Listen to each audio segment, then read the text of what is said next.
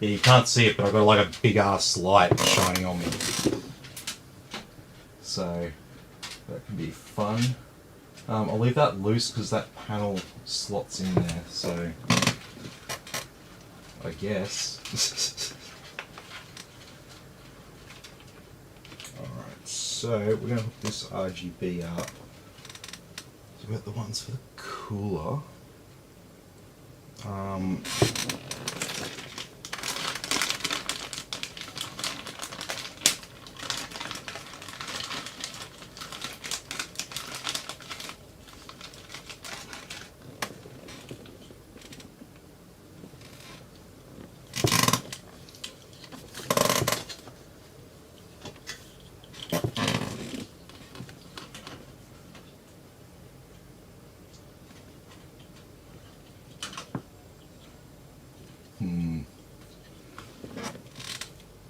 The position of this will have to wait to get everything else in there.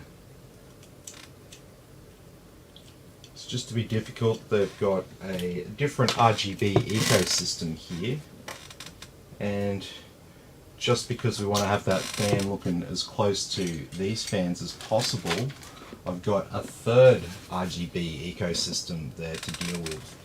So I have all sorts of cables and conversions and shit I've got to get right here. If not, you won't be getting too much light.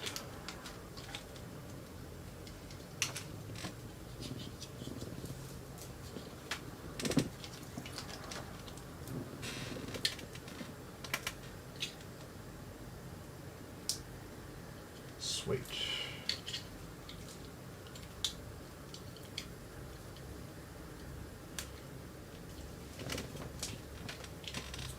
Okay, so that will go from our cooler CPU block, and then that will go to the standard 5 volt. So we've got that sorted out. Then for the Lian Li, we're going to need a Lian Li controller.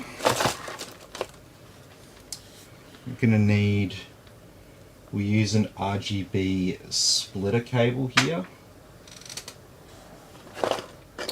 And that looks like a Lian Li conversion cable. That will do fine.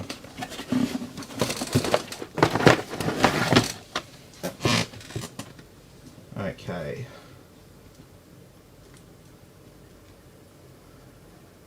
So let's get these cables from our Lian Li fan out the back.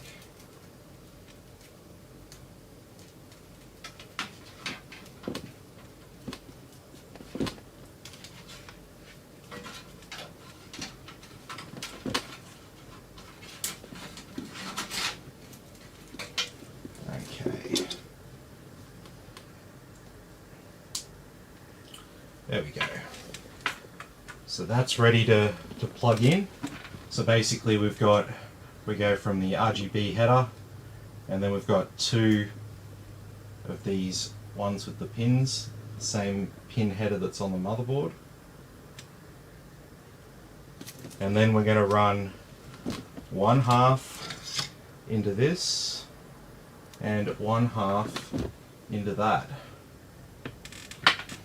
And then we're going to have, or actually I'll probably, because I've got 3, so I'm going to we'll have to utilize that bottom header. So I might do that with the Lian Li fan, and then this splitter can go up the top here, and then that will actually power these 3 at the front and the cooler.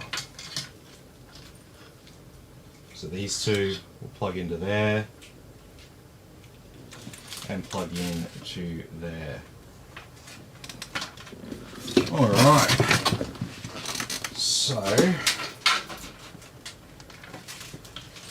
now that we've got all this crap sorted out here,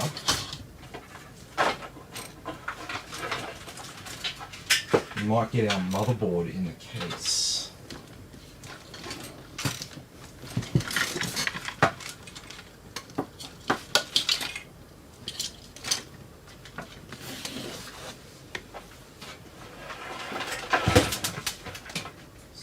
go, oh that's right, this motherboard has that very annoying feature of needing me to screw in a heap of offsets.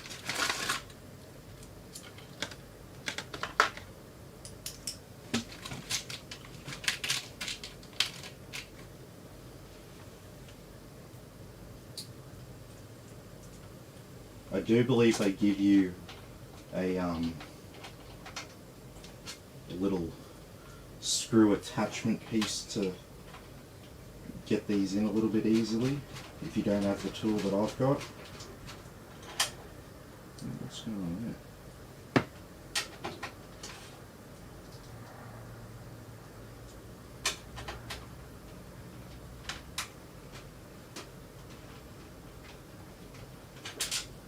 That is just like the wrong size.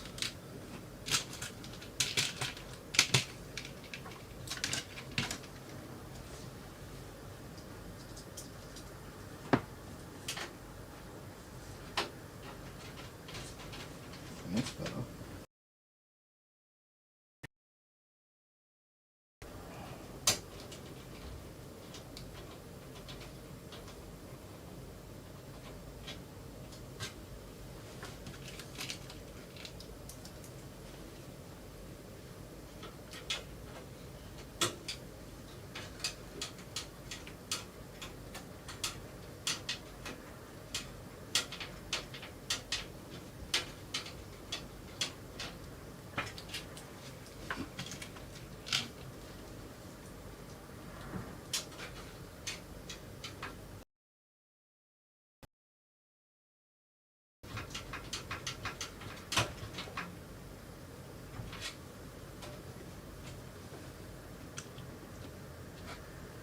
And the last one, I feel like I've got to screw in two motherboards doing this.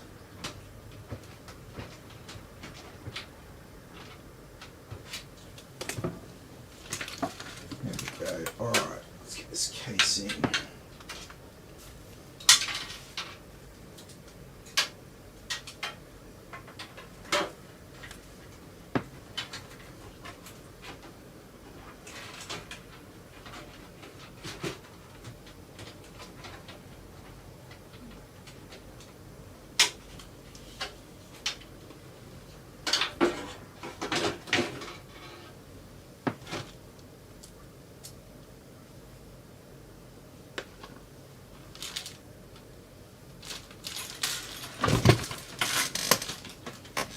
And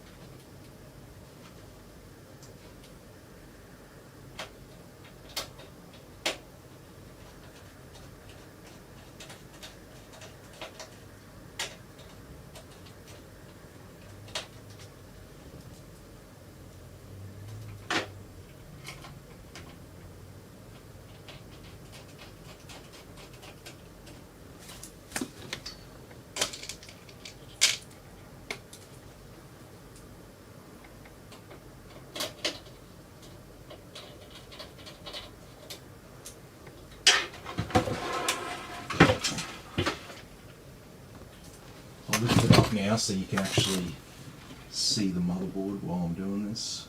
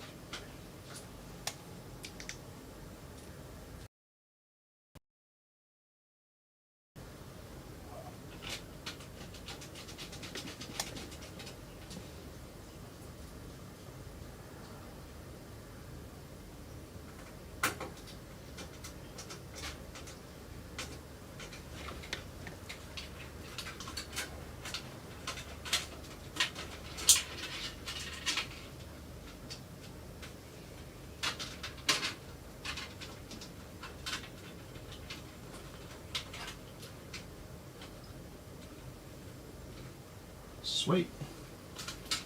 Those cables out the back there.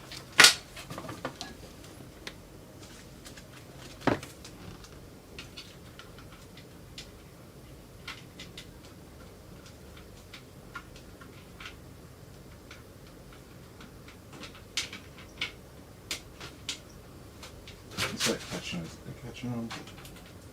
Oh, it's catching on. Yes.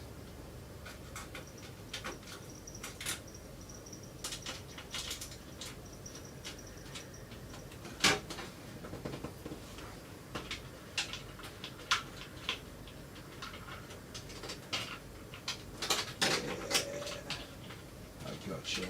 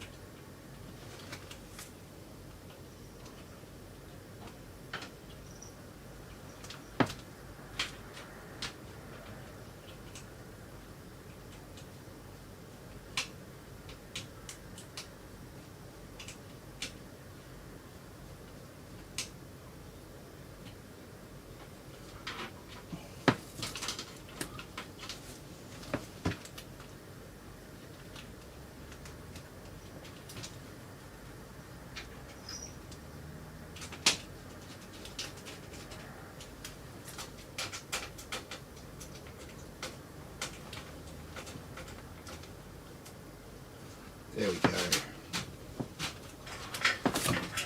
So now we've got two RGB headers at the back of our case. So that'll come in handy.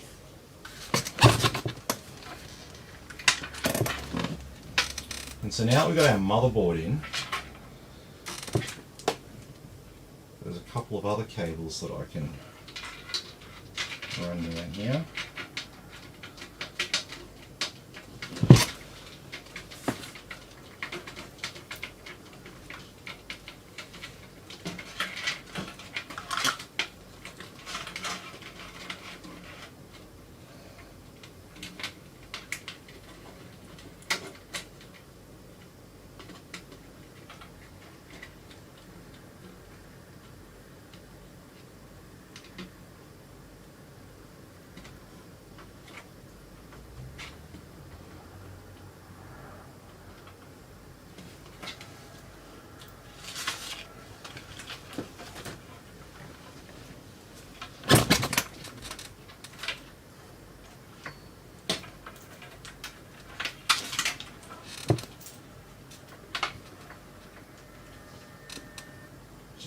This is USB.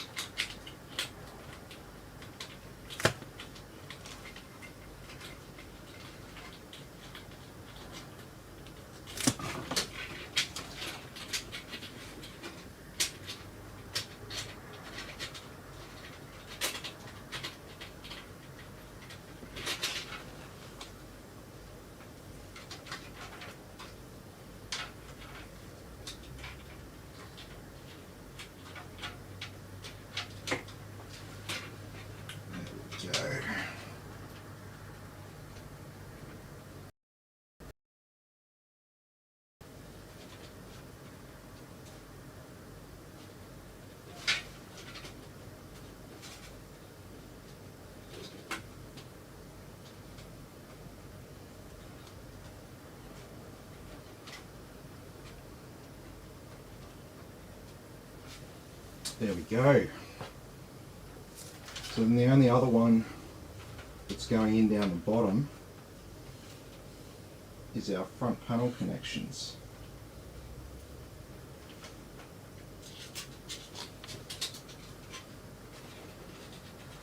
Put them in now. With our power switch. And we've got our HD LED.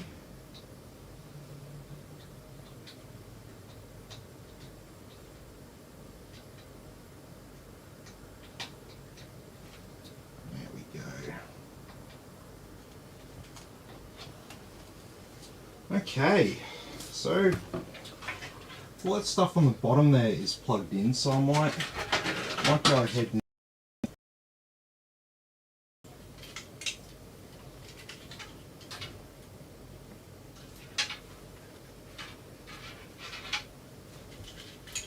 mount this cooler.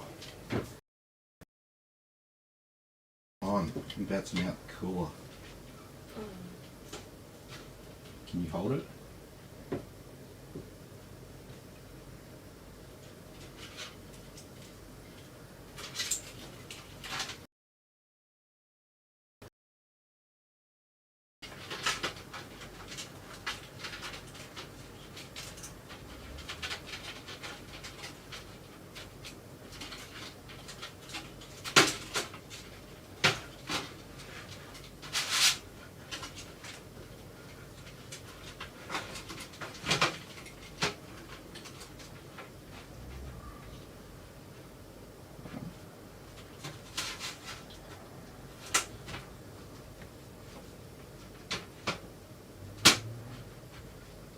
That's as far back as it goes. Yep.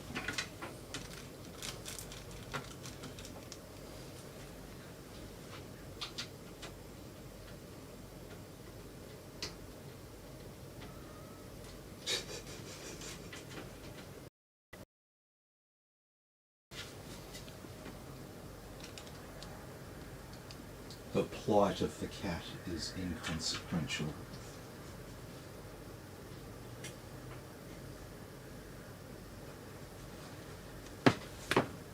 Won't let me mount it there. Oh yeah, I see. That's only for that's. I like the back of the radiator to be flush with the back fan. But anyway, if it's the difference between screwing this in properly and jimmying it, I'll take screwing it in properly.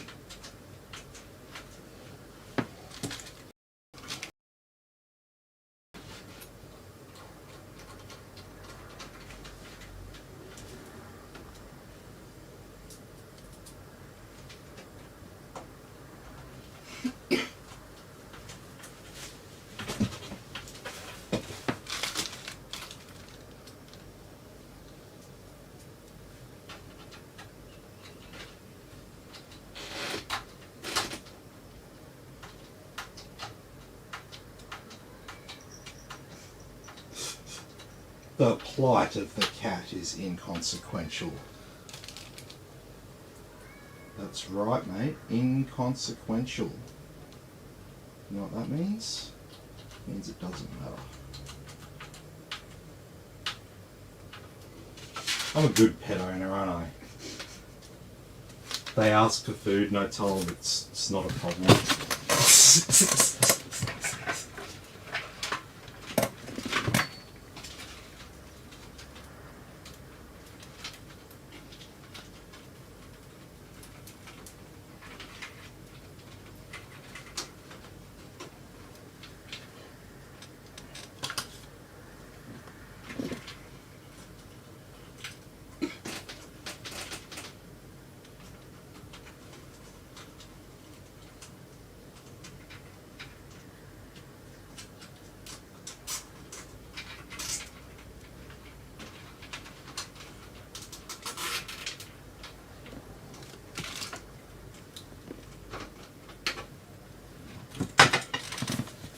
Okay, now we're left with some crap to deal with.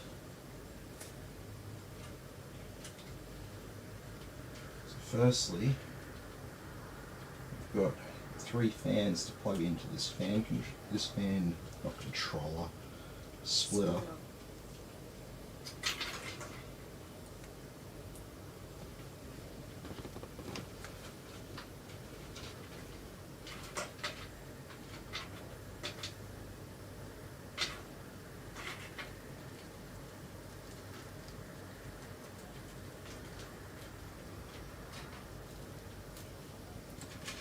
Let me just chuck this tie on it now.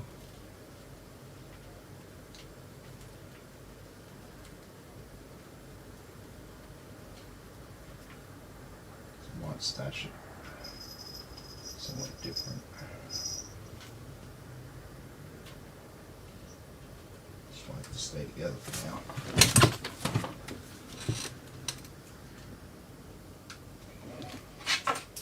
Alright, let's plug our pump in. Pump is in. Now we're left with 1, 2, and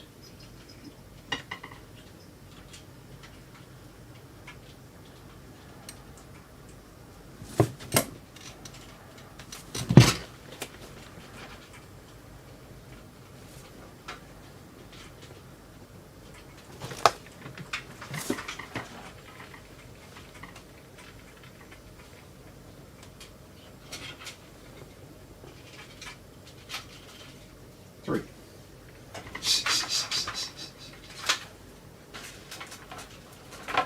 Alrighty. So we've got a SATA cable here.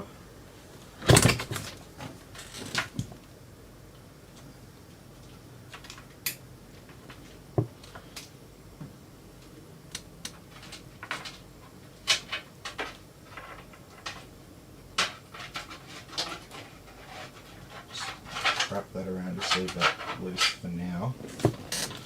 So we've got this USB 3 cable. So this one goes in on the side.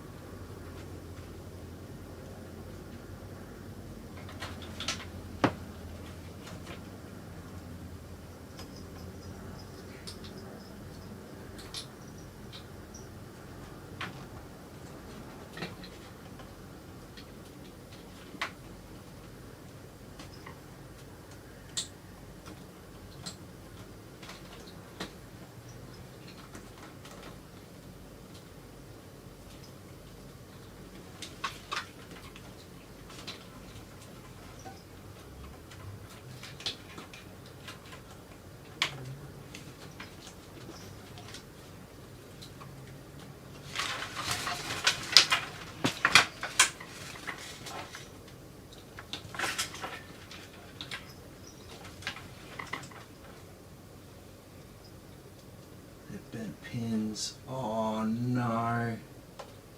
We got bent USB 3 pins.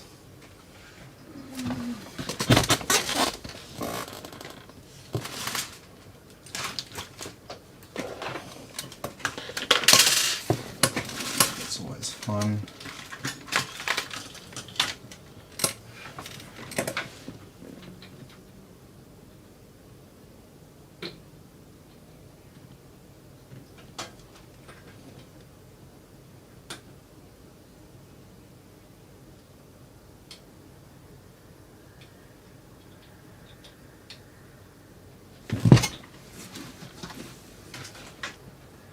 Can I have, do you have a phone?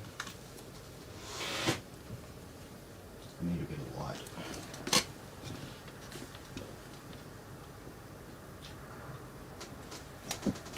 Alright, so this is one of those ones that's a big pain in the ass.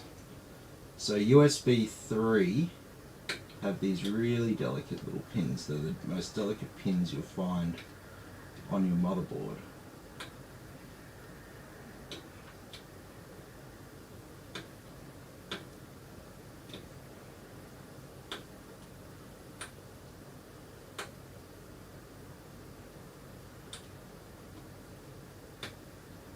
when you bend them, it becomes a bit of delicate work to get them lined up again.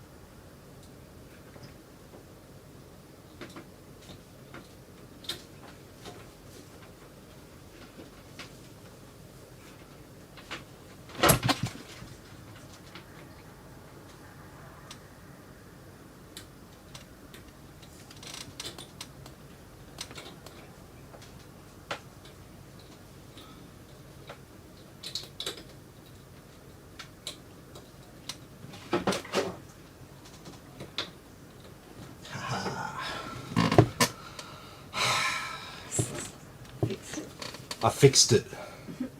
I'm a fixer.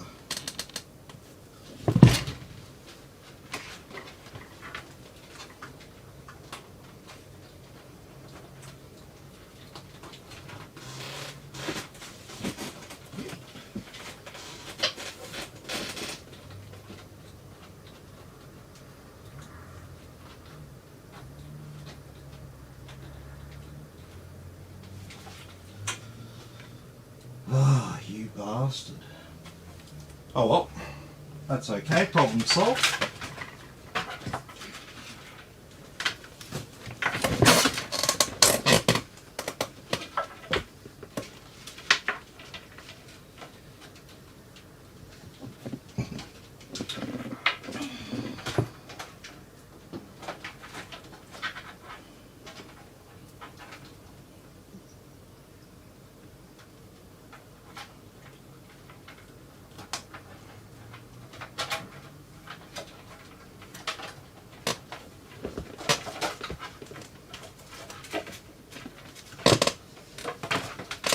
Alrighty.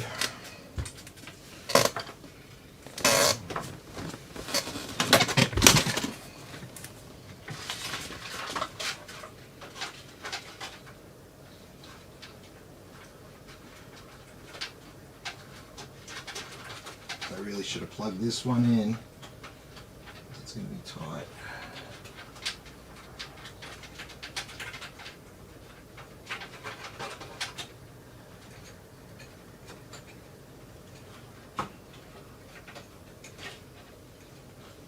There's no way I'm going to get that. Oh shit.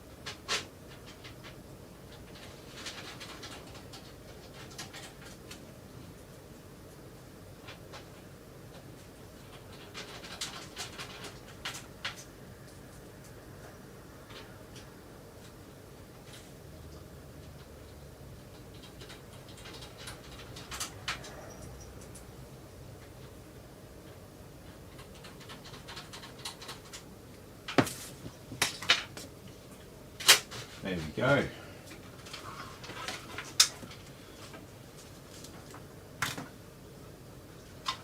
So now all that we're left with are some fans.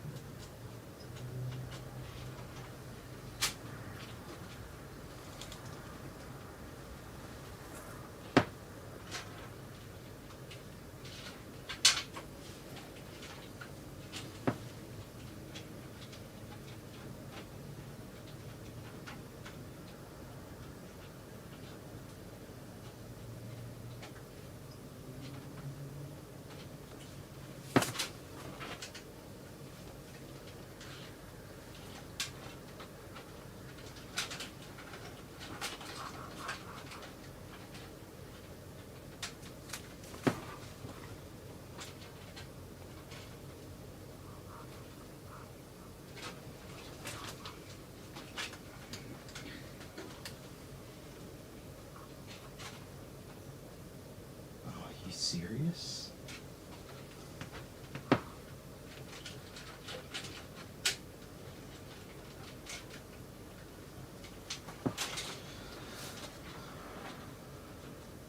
Look at this. I can't get it any further than that. Oh, fuck off. I can reach the fan header, but I can't turn the header around to plug it in.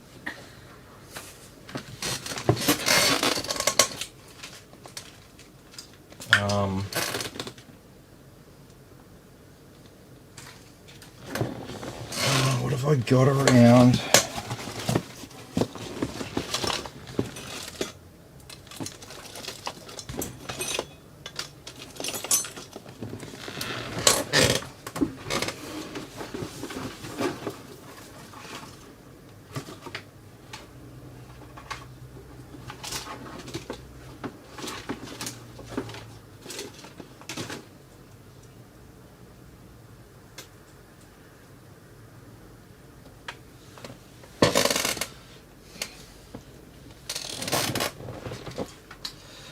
Oh, this almost annoys me. Look at the size of the extension cables that I have.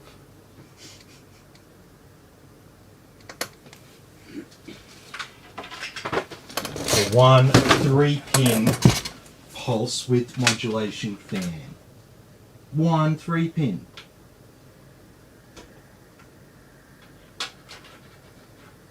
Oh, well, at least I can like route the cable exactly where I want it to go. I guess that's a good thing. The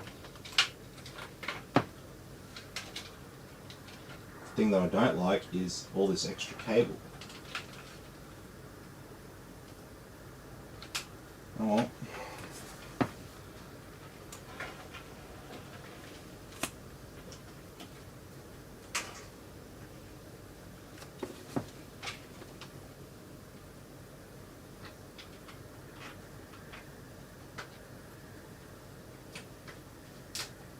Plug that in out there, unplug it from our drive, and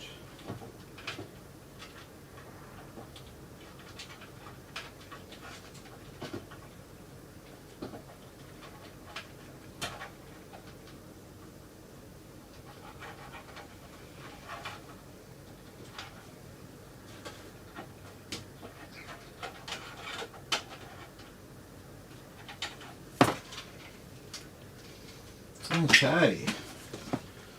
All right, we're getting near the end now.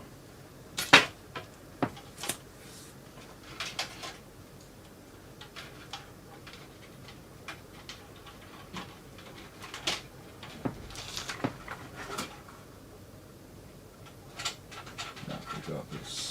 Got the third one.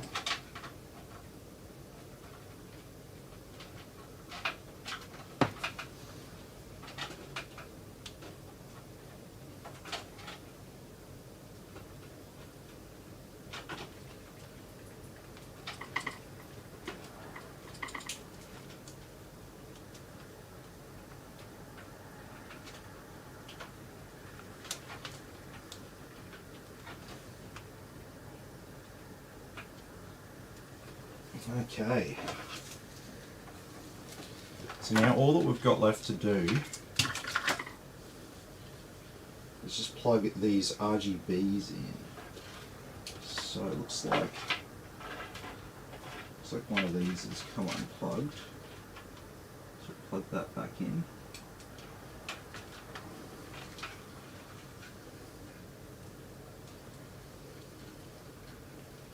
So we've got our 3 RGB devices here.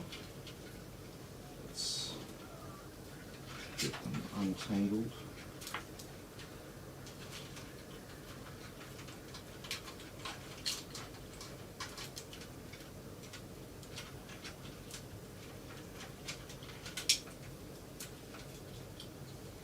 You can plug them into this hub.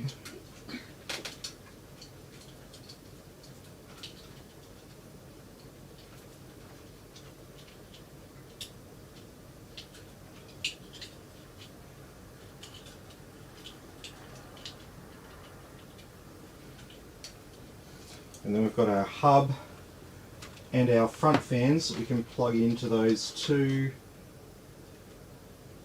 headers that we ran from the top RGB cable.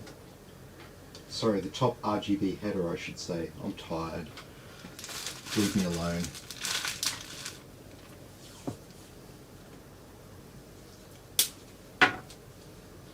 Tired. I bent the USB 3 pins.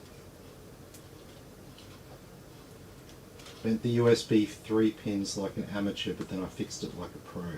So what does that say? Does that counteract? Does one counteract the other?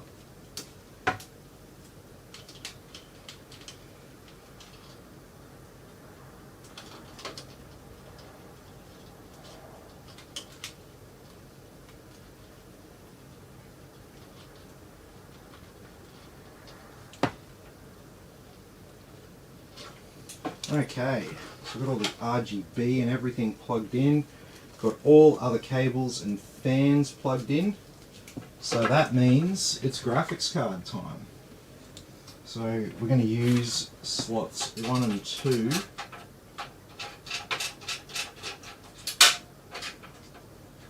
Some motherboards, slot 1 is actually a little PCIe X1 slot.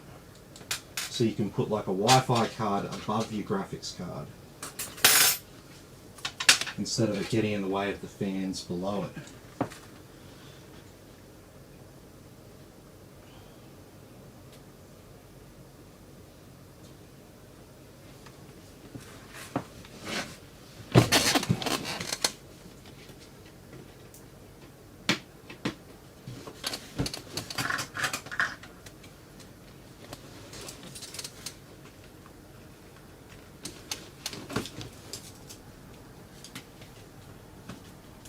I need my normal scissors.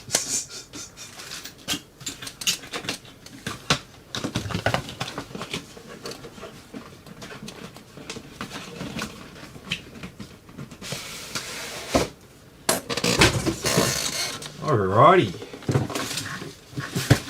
RTX 3070 time.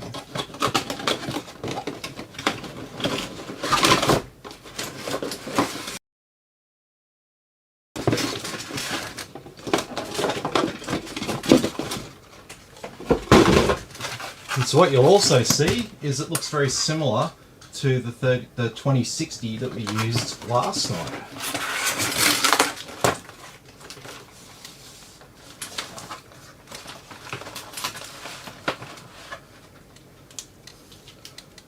a little bit different. Twin 8-pin power connectors, so you can tell straight away that this is a more powerful card. Requires a bigger power supply to run it. I mean, that 2060 we could probably run that like on a 450. I'd still do 650 for it, just so you've got the power efficiency, but not because you need the actual watts.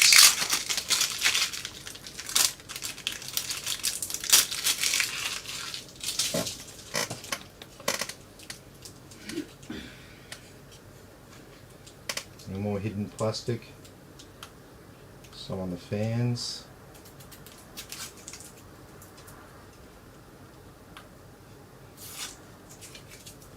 There we go. Alright. So we'll remove our protector there.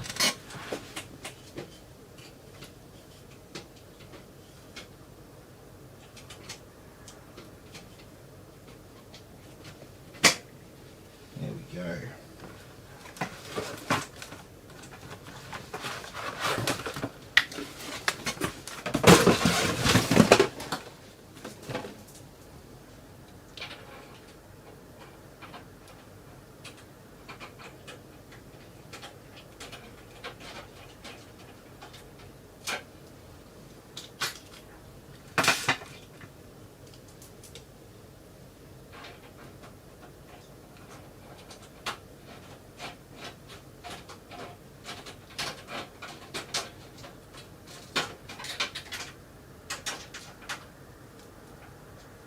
Go.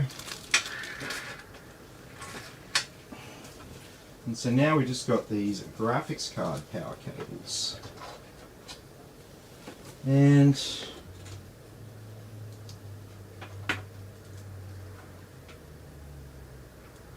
plugging in this way.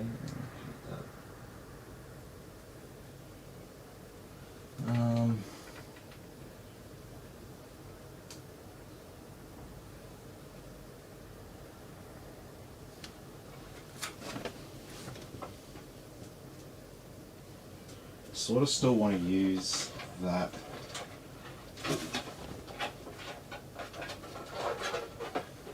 Sort of want to use this for this, just because we've got, compared to last night, we've got an extra cable we need to run into our graphics card.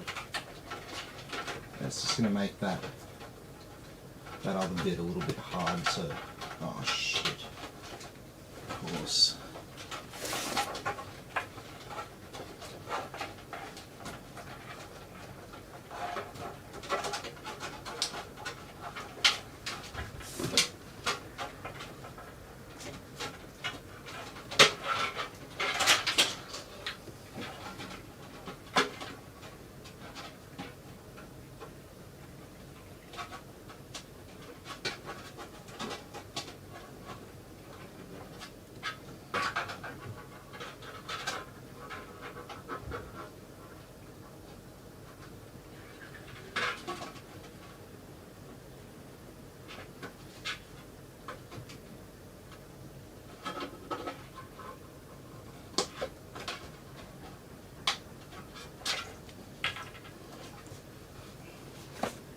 Okay.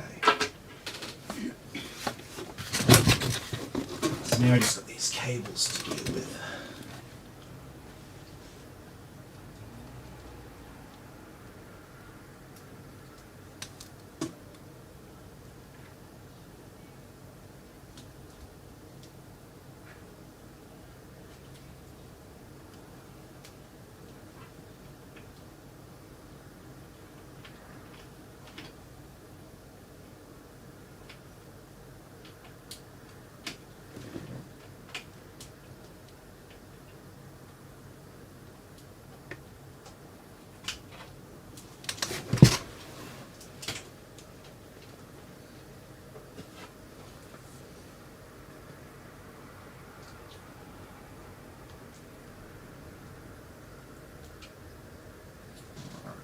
Second one in.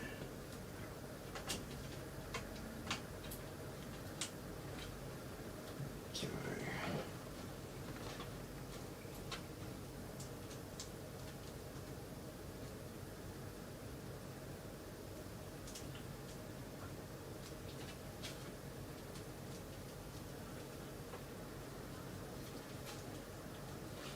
tie them down later.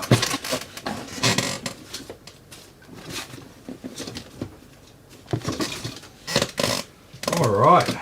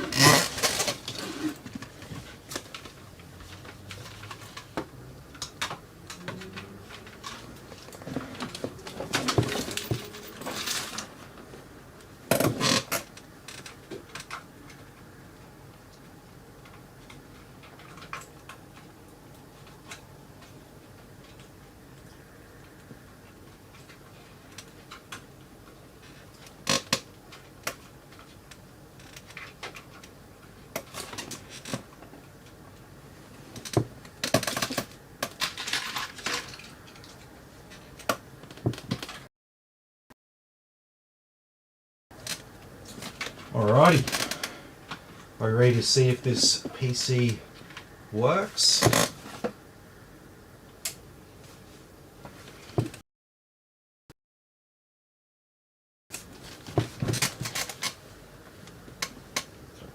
Where are we?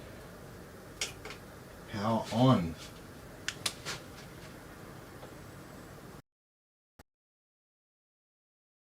It's looking pretty alive.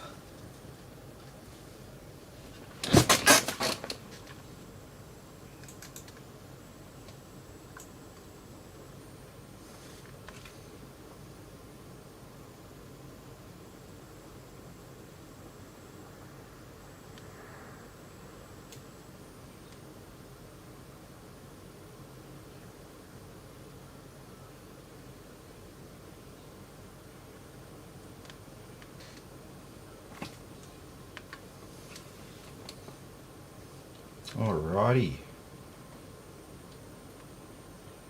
let's go to setup here.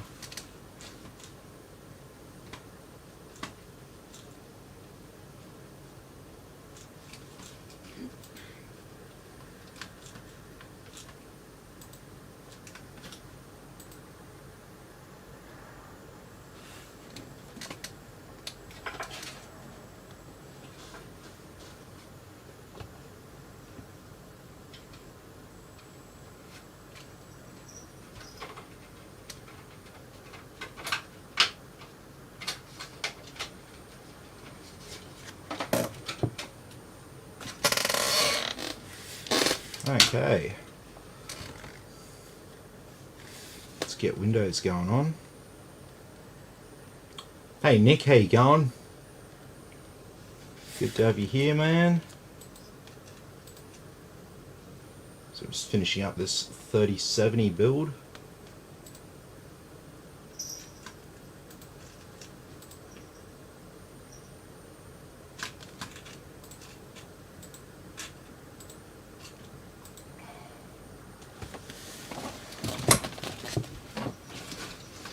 Alrighty, so now we can go and plug our hard drive in.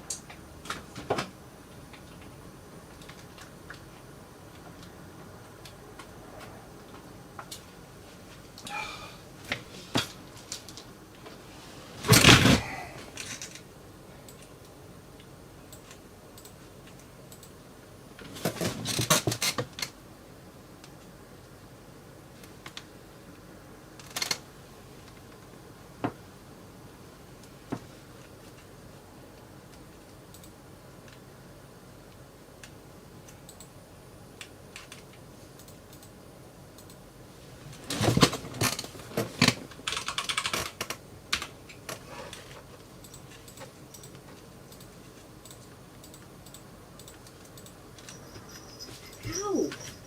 What the fuck?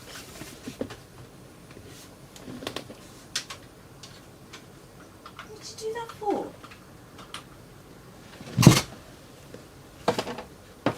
He just called at me for no reason. I wasn't even touching him or doing anything. I was looking at my phone. And someone calls at my foot. You're an asshole.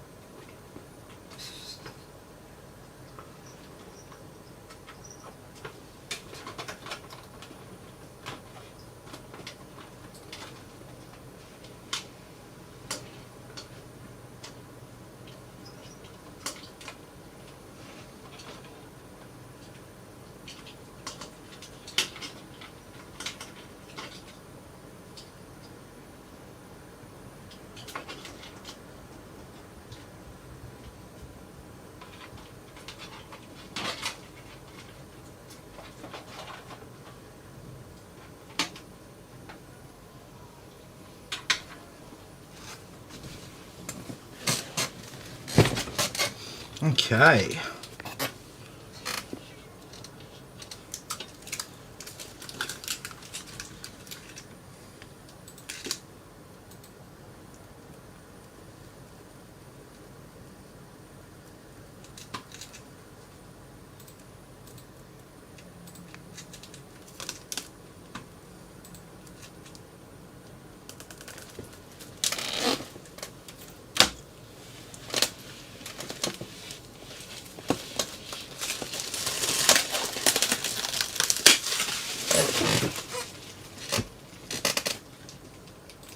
Alright, so we want a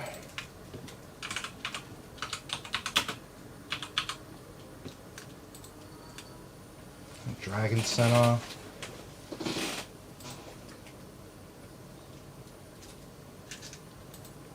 Did you order pizza? Hey? Did you order pizza? Yeah, I'm waiting for you to finish. Oh. We're going to be done pretty soon.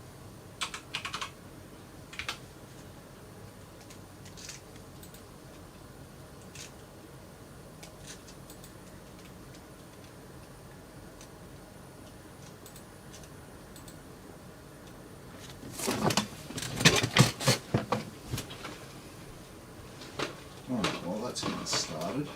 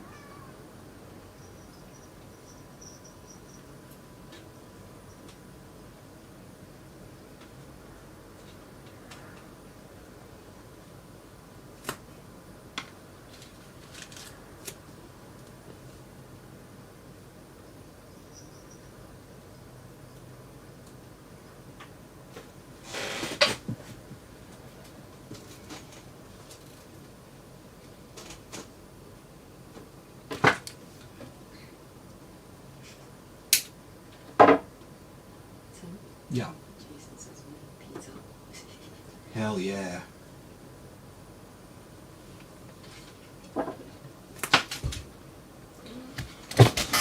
All right.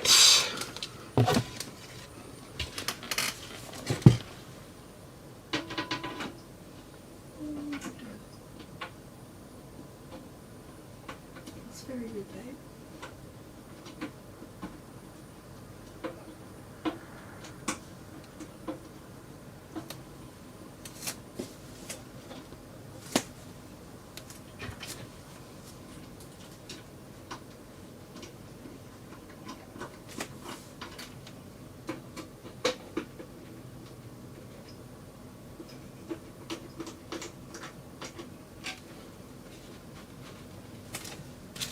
Sweet as.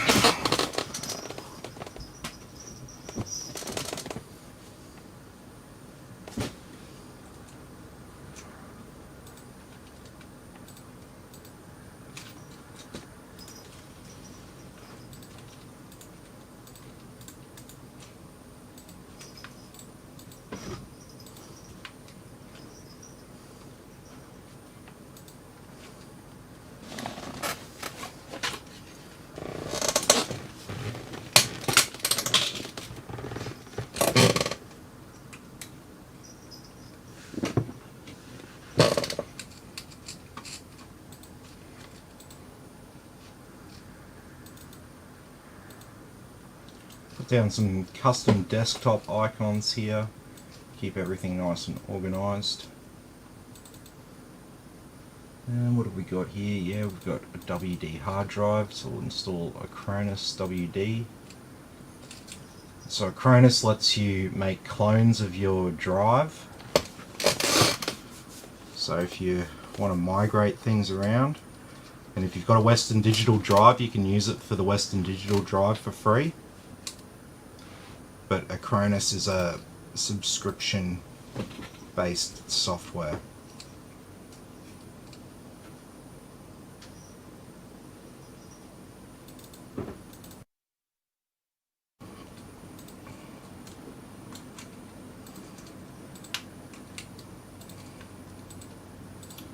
Alright, so let's get some of these other apps in there. So this stuff here is just like diagnostic apps.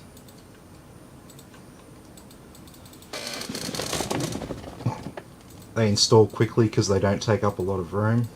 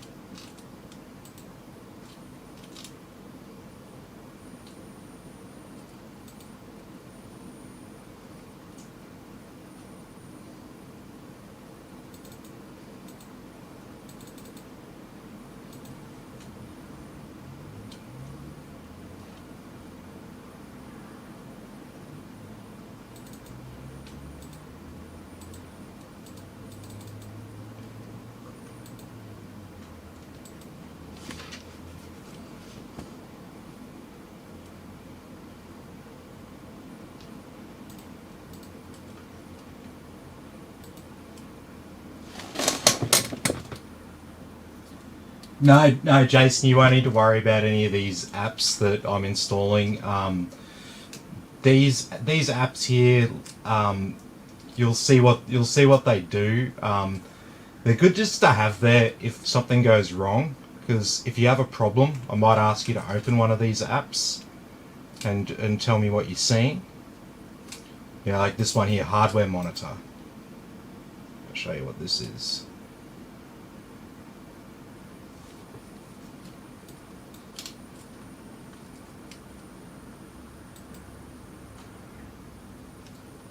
So this gives you a full readout of everything that's connected to your system. All the voltages, temperatures, speeds, loads, etc. So if you've got a problem with your system overheating, I might get you to open this up and leave it running in the background because it logs the max and min temperatures. So, and there's ones here to test your storage devices, tells you the health of your SSDs and lets you check the speed of them. This app here, MSI Dragon Center, lets you control your fan speed and your RGB lighting. It also helps you keep some of your drivers up to date as well.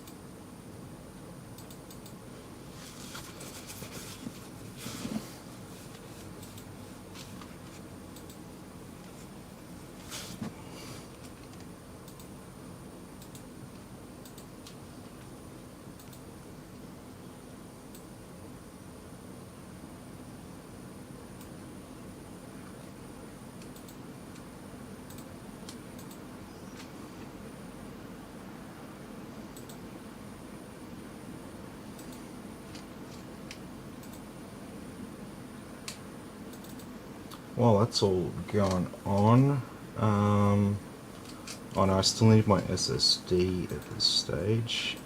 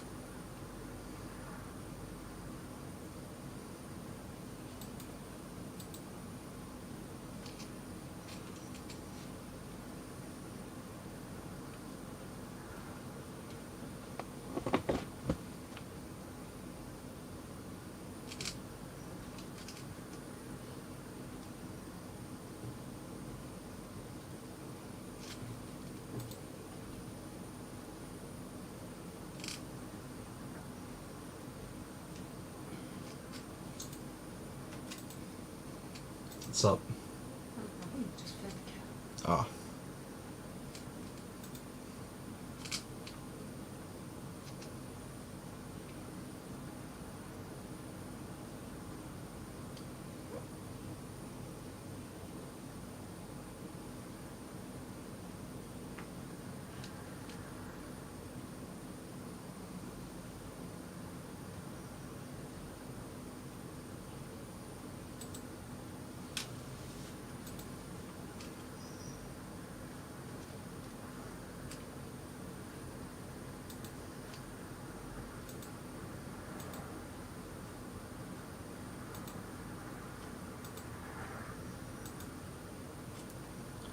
We've got everything except Epic Games now.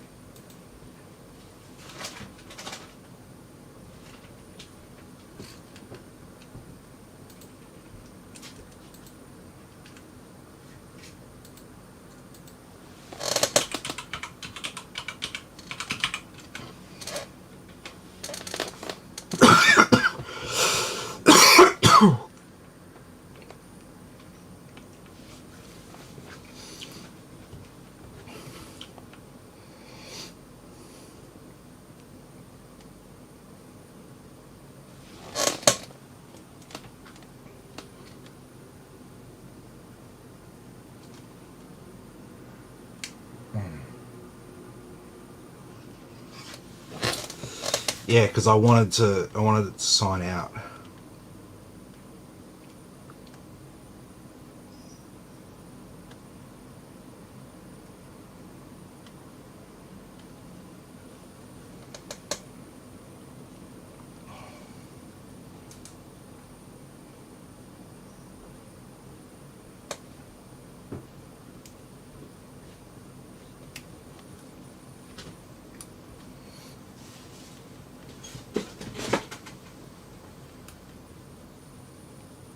It just decided to shut down on me.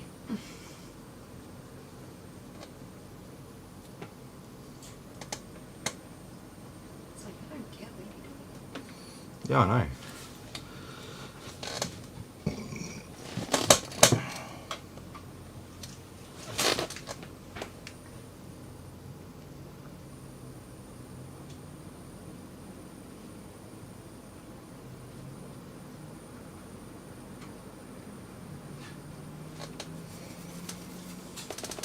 What's up?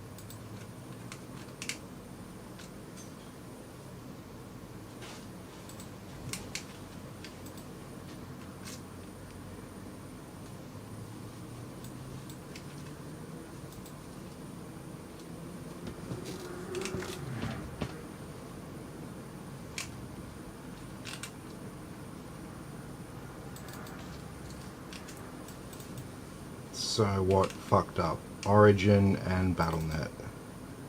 Great. Thanks for that.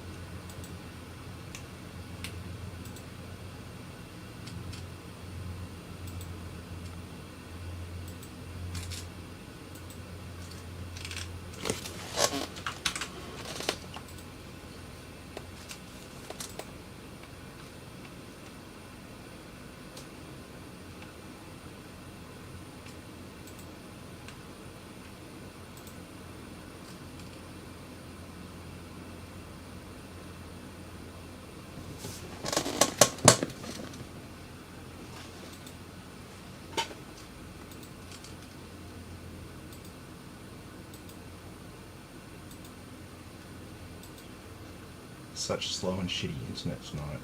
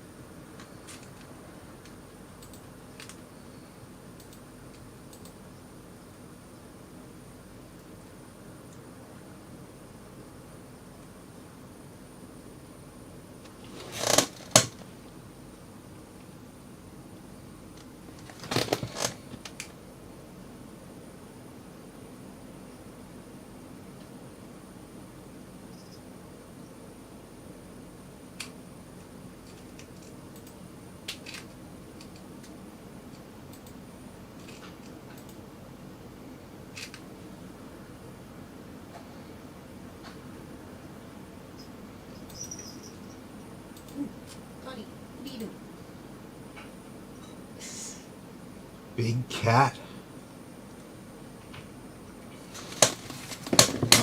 Are you big and large?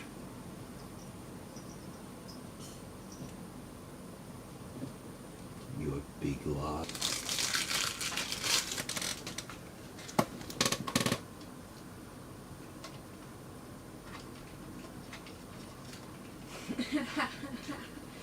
Tim, Yeah. Jason says, for the last 5 minutes I've been trying to find the bell I can hear and I just realised it's your cat. Ah. Yes, he's around. What? He's just staring at me. It's all good, dude. Do you want some more space? Yeah, that's what he wanted.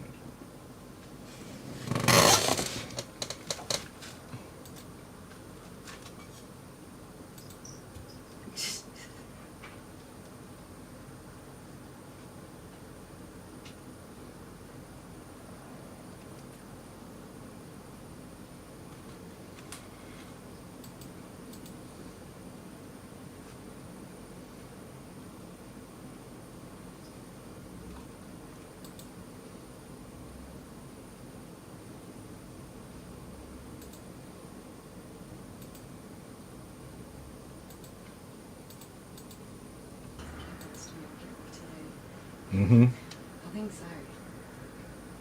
He likes sitting on the table.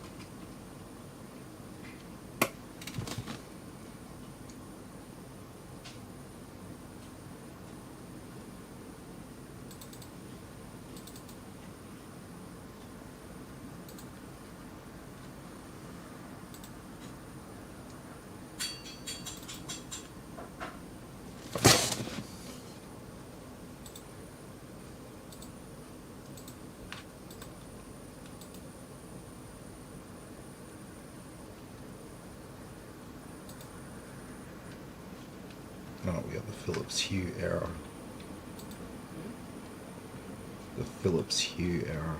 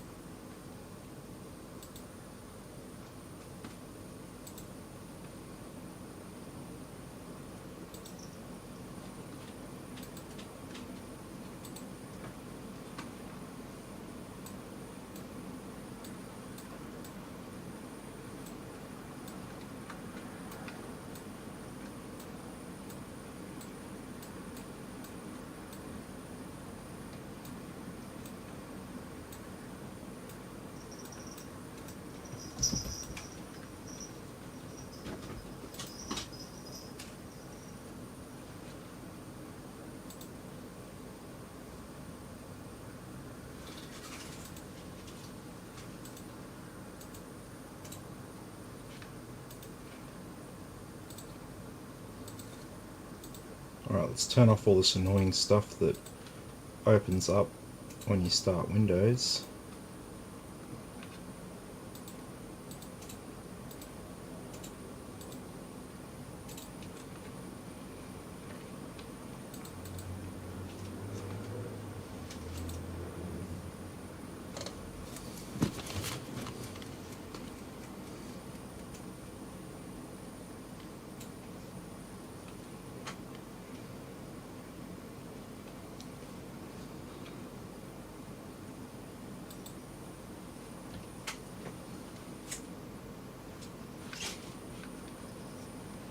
Okay, so let's set up our hard drive.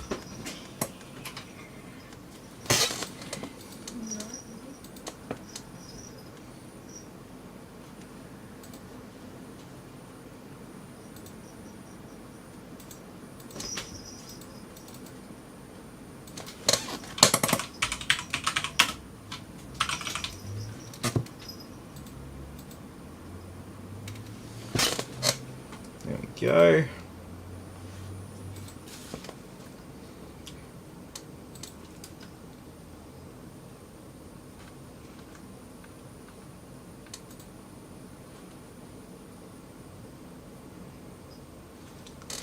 And everything should be updated once this loads, we'll see.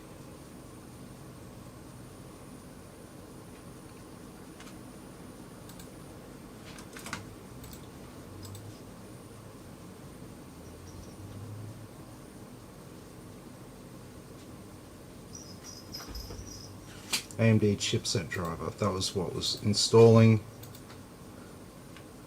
while it decided to restart. So let's grab that quickly, then we can restart, then we can run some benchmarks and stress test and be ready for shipping.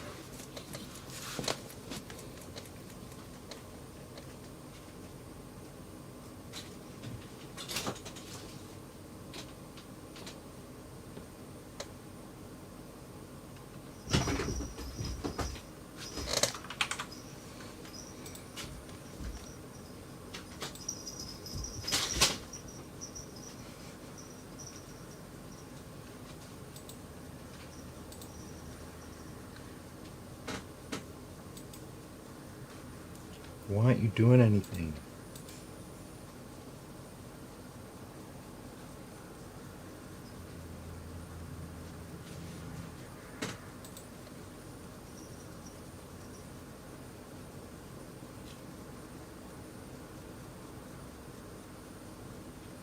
There we go. Actually downloading something.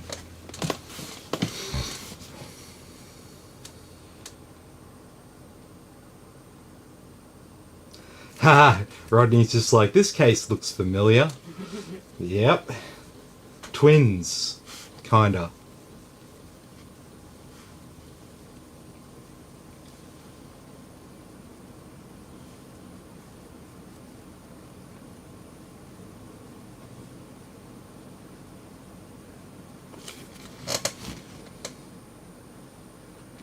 Oh, look at that.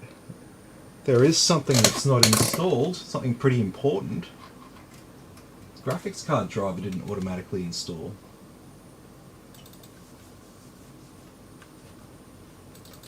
We can fix that. Jason wants to know if he needs to check for updates when he gets it. The only thing you'll have to do is make a GeForce Experience account and download the latest drivers for the graphics card, because they always do driver updates to graphics cards and stuff, so you'll have to be onto that. If you're not onto it, eventually you'll go into your favourite game and it won't load. And then you'll be like, oh shit, I need to update my drivers. No! It did it again! I will decide when I want to restart the computer.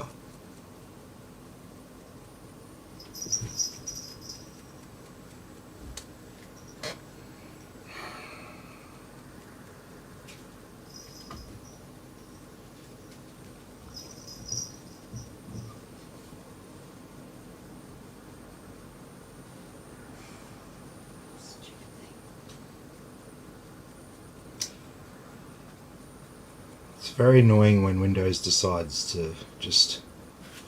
Oh, we're going to sign you out now. I see you're doing stuff, but I thought it would be a good idea if we restarted and applied the update.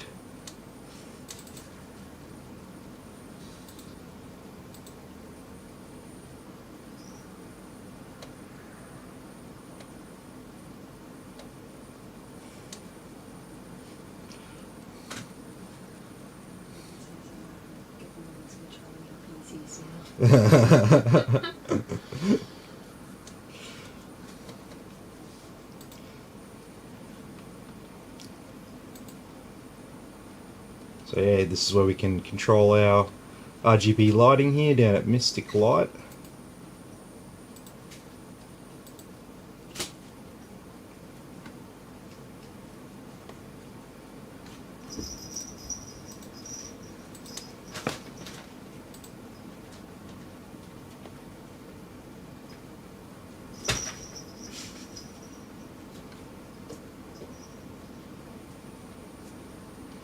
It's the last lot of cumulative updates here.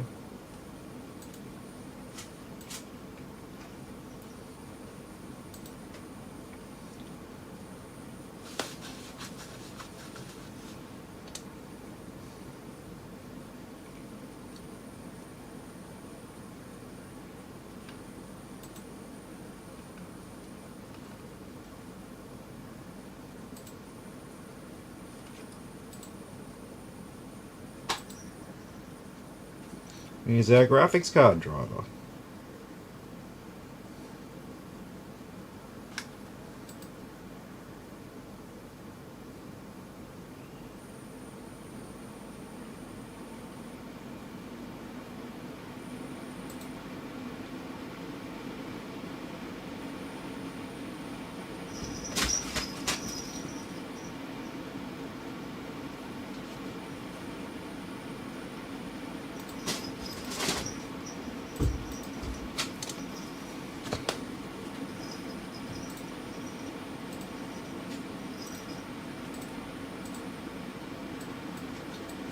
Alright, so I'm just going to edit our fan curve here for our graphics card. And we'll set up our on-screen display.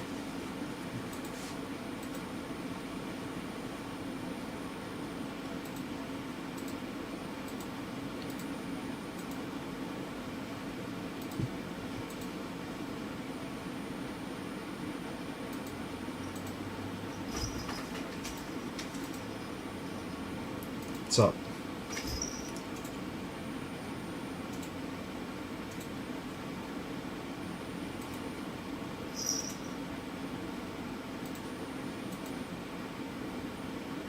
It's being a temperamental computer. Nah, this isn't temperamental. This is okay.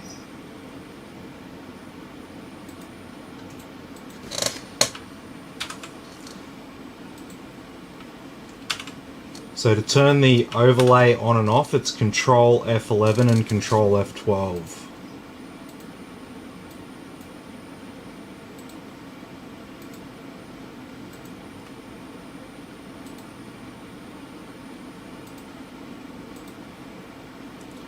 Alright.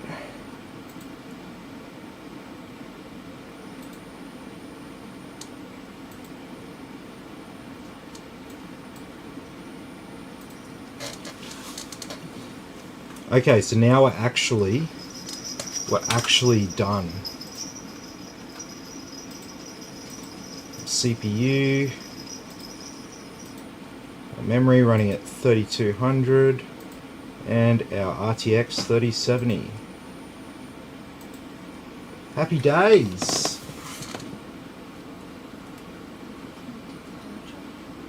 Huh?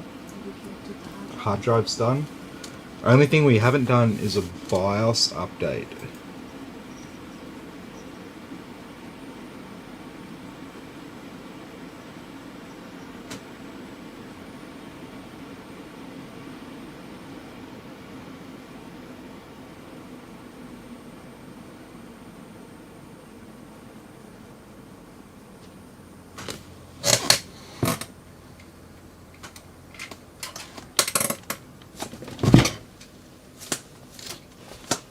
Probably test our USB 3.0 ports. Yep, that's functioning perfectly.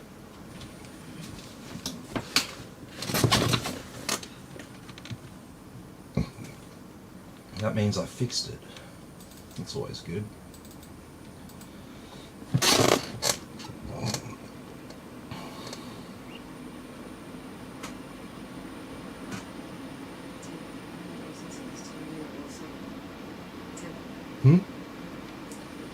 Oh, thanks, man.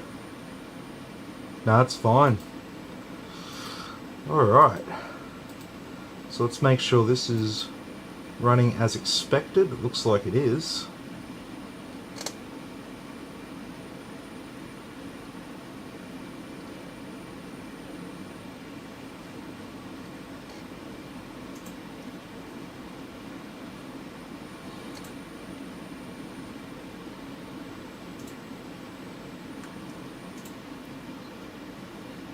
Sweet as. Let's run that one again because there's obviously some stuff going on in the background there.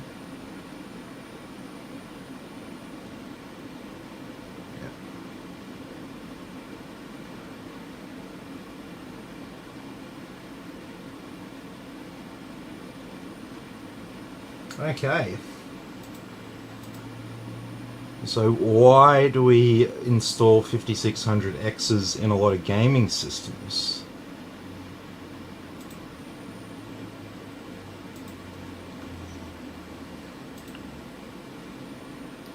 This is why. So single thread performance, this is essentially your gaming performance. Here's a 5600X. There's the top of the range CPUs. And then here's everything else below it. Yeah.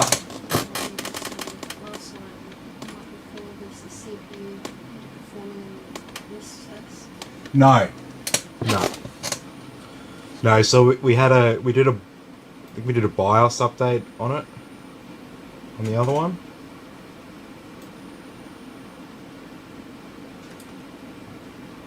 Anyway, multi-thread.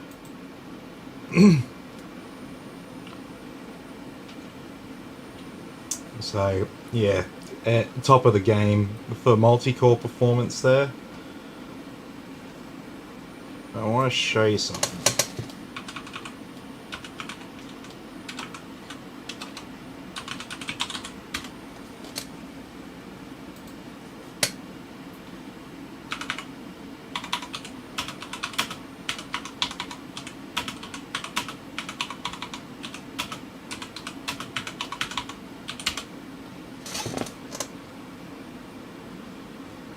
Here you go.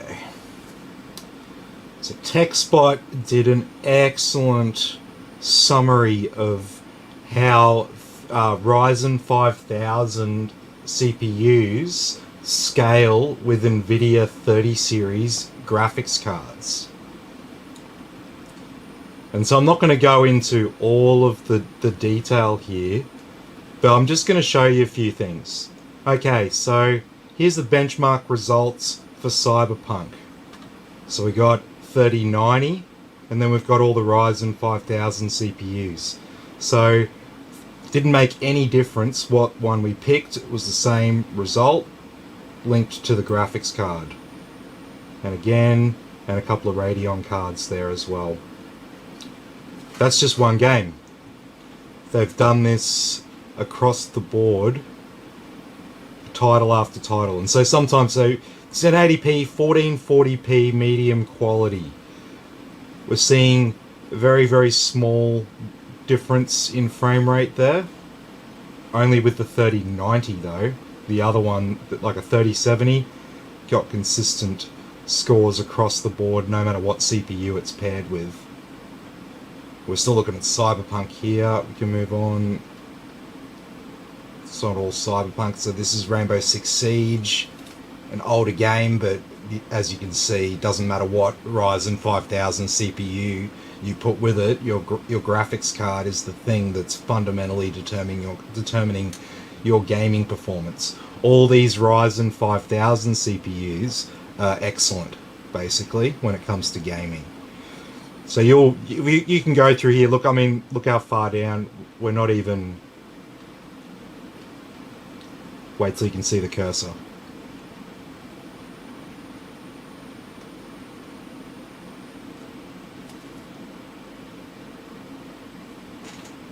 That's where we're up to. We're halfway down now. And as you can see, like, yeah.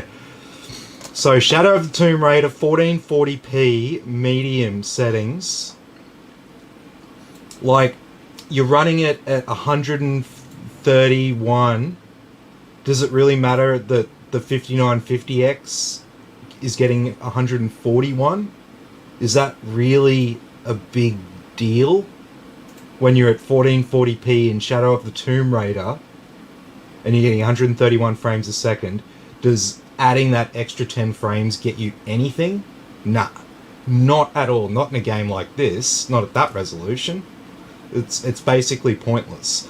So when I put 5600X with a 3080, that's not an issue at all.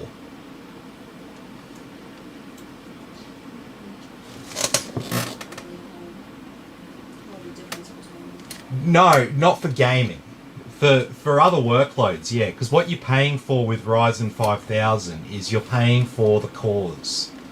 5600X, 6 cores, 12 threads. 58, 8 cores, 16 threads. 59, 12 cores, 24 threads. 5950, 16 cores, and 32 threads. So that's what you're paying for with the CPU. It's not like you're paying for extra gaming performance. If you're chasing extra gaming performance, I will always get something like a 5600X in there for the CPU, and we'll spend every last dollar of your budget on the graphics card, because that will get you maximum gaming performance.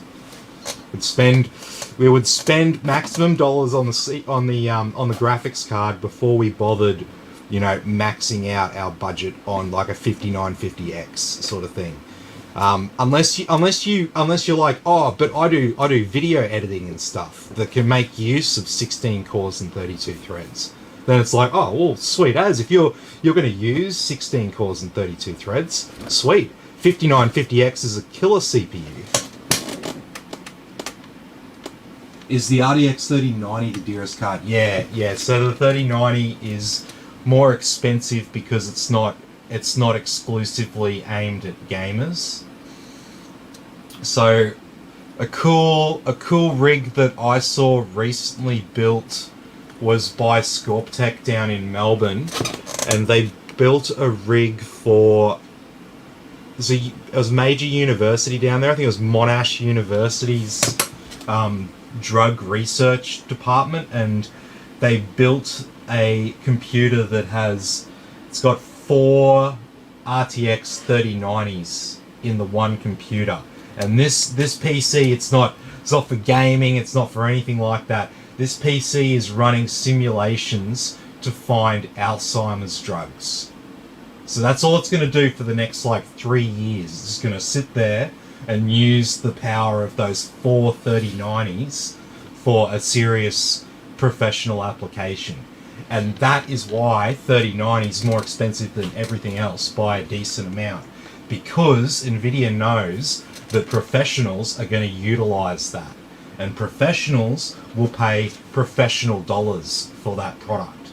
And then NVIDIA is very smart, knowing that if they can make it so the professionals can utilize it and the gamers will buy it as well, because there's plenty of cashed up gamers who will pay $4,000 for a 3090. So there's that. Alright, we got a little bit sidetracked there tonight, but that's alright. Hardware monitor, crystal disk info. So we saw hardware monitor before. That's a very important app. And crystal disk info is like, if you know what a scan tool is for a car, you plug it in, it gives you error codes and stuff like that. This is the same thing, but for your storage devices. So this one here is your 7200 RPM. Oh, I should actually move it so you can see it. This is your 7200 RPM SATA hard drive. It's been powered on once. Hasn't even been on for an hour. And here's your 500 gigabyte NVMe SSD. Once again, it's been powered on once for 0 hours. And with the SSDs, it'll give you a health rating, and it'll tell you how much life is left in your SSD. And to give you an example, if you're an average user, over the first year, you'll probably use about 1% of your life.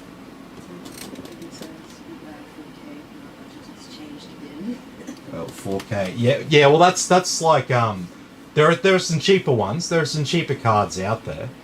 That's probably the average price over the last 2 months for one.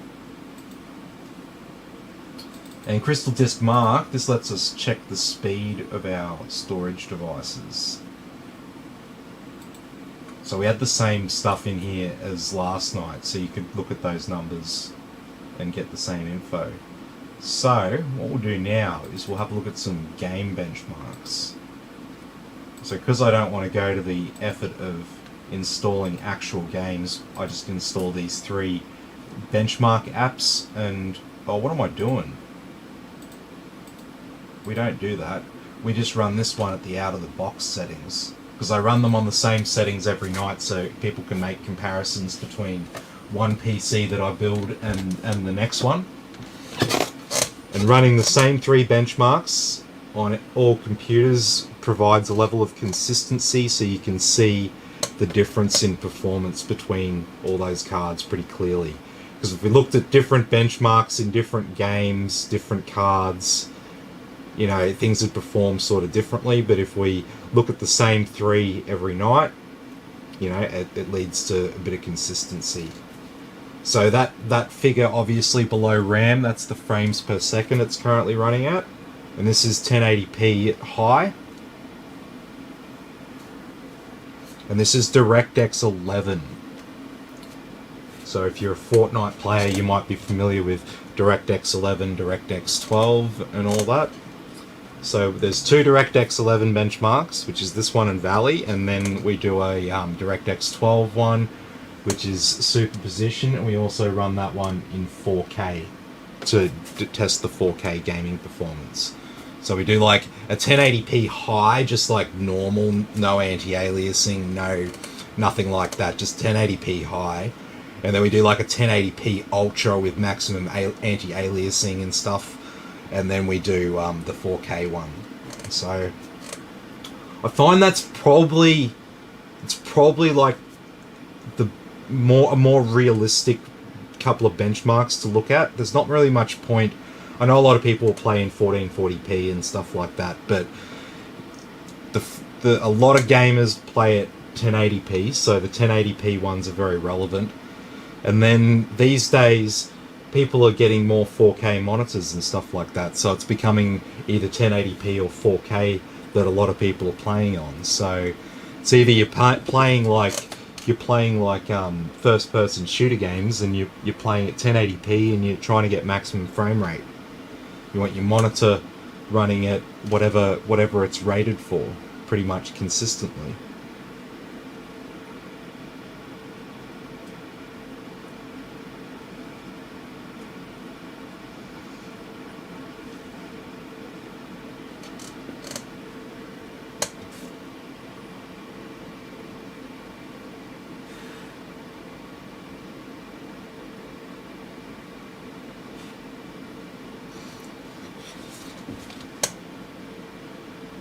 And so as you can see, there's no issues.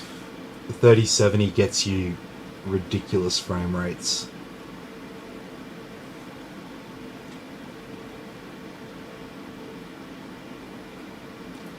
Sounds like Call of Duty. Yep.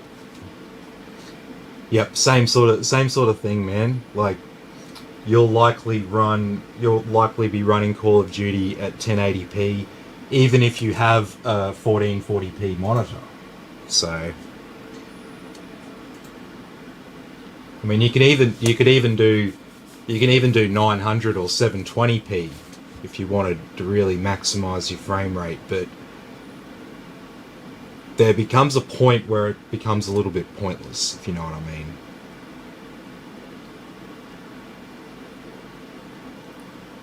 I personally sort of think that anything beyond 240 is completely pointless. But, you know, if I say that, I'll have people going, "Nah, man, blah, blah, blah, blah, blah." And, you know, that's just, like, your opinion, man.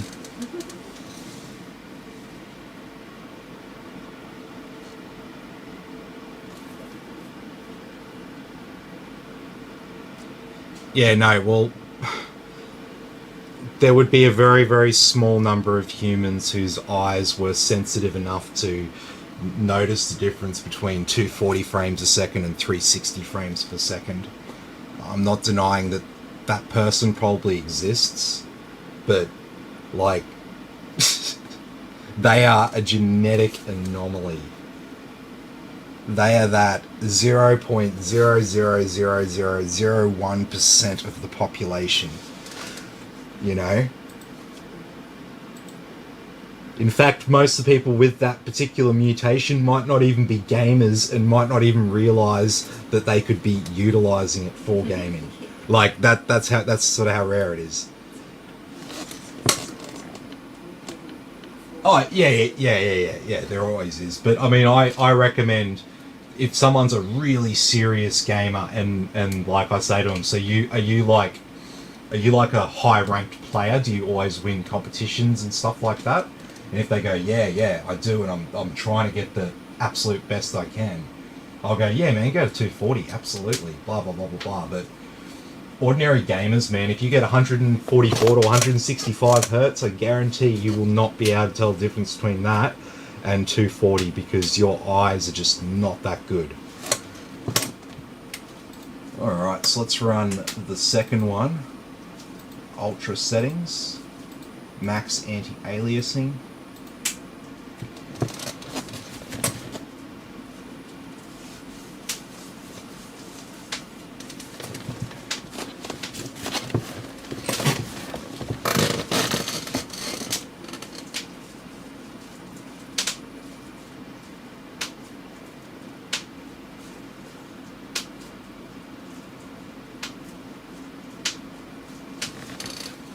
Let me just make my screen a little bit smaller there, so you can see the current wattage that the CPU and graphics card are currently consuming.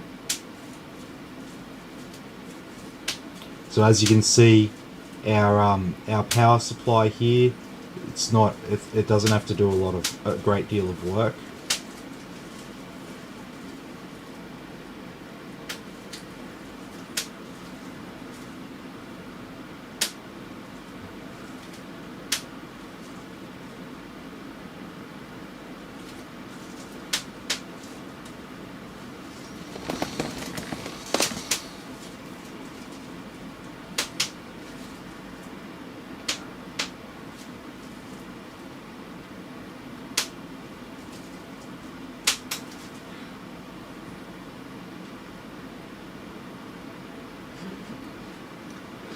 Yeah, no, so, like, they're a bit more intensive than screensavers.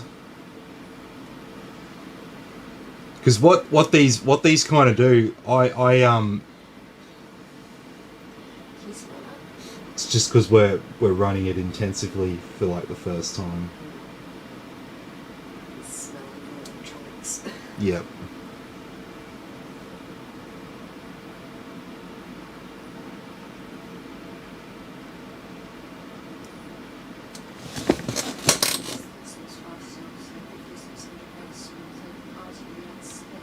Yeah, absolutely, man.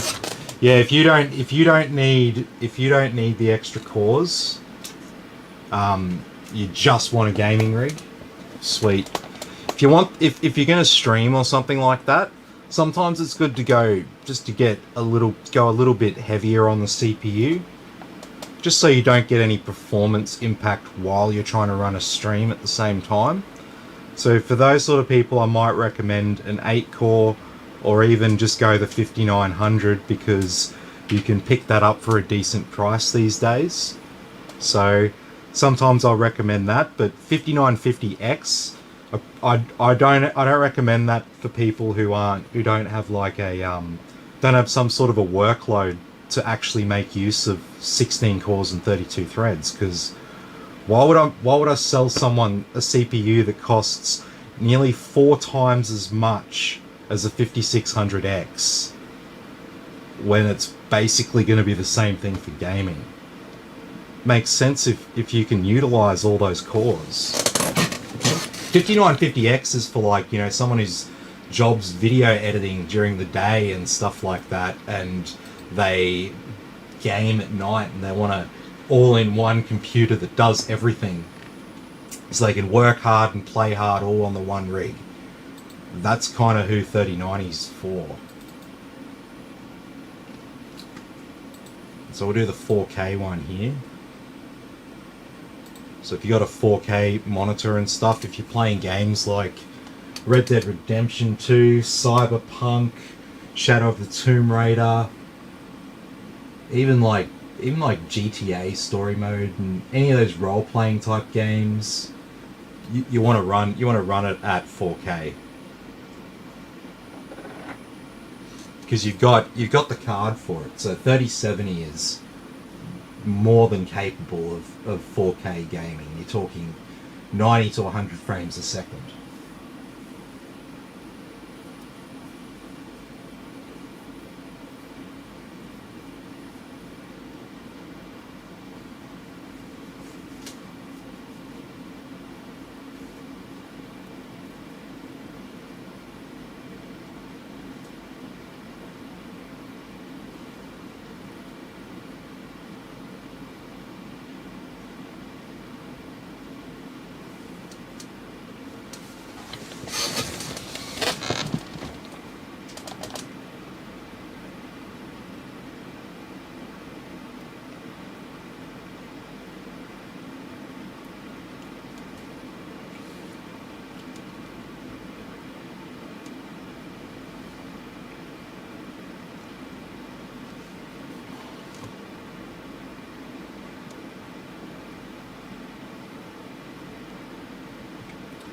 Realistically, for 4K gaming, the 75 frames a second plus is realistically buttery smooth gameplay.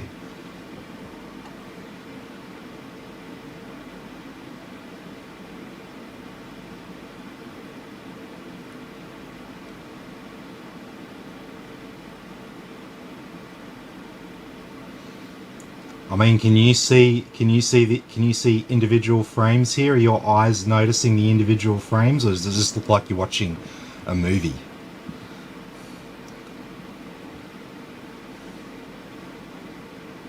Because when it comes to games where, you know, frame rate doesn't impact, like, you know, it's not going to be a case of you don't see someone on the screen and all that. When it's just walking around in an open world game, as long as your eyes can't notice the individual frames, it's running fast enough. If your eyes can notice it, then that can be a bit annoying. And you can train your eyes to notice it. Like, I can notice it if I focus on it, but, you know, don't go looking for problems. Yeah, okay, you watch on your phone. Yeah, no, but I can't really see anything here. It's looking nice and smooth.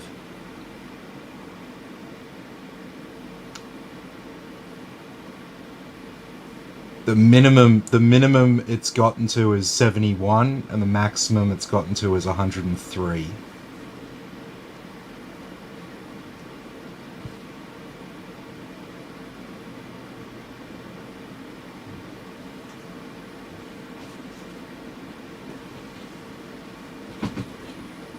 Sweet as. Alrighty. So I've run through those game benchmarks. And close CPU ID.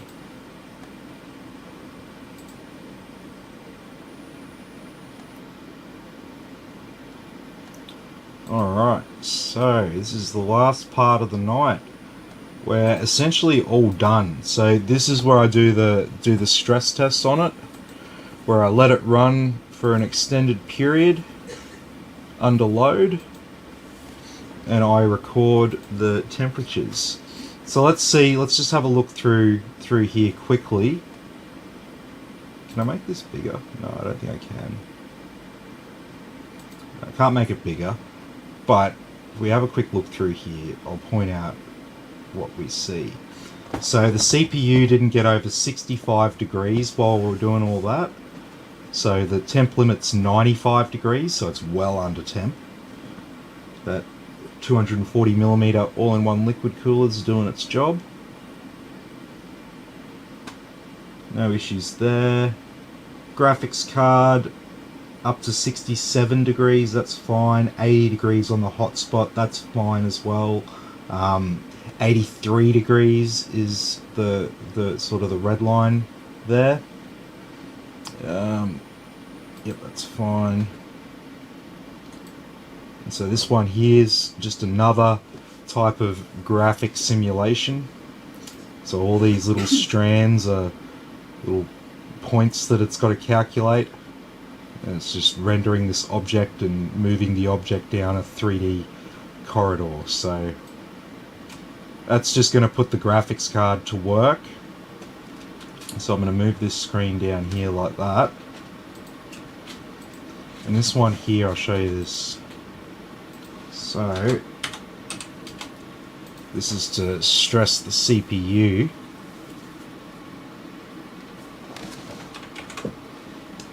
And I'll open this up and show you.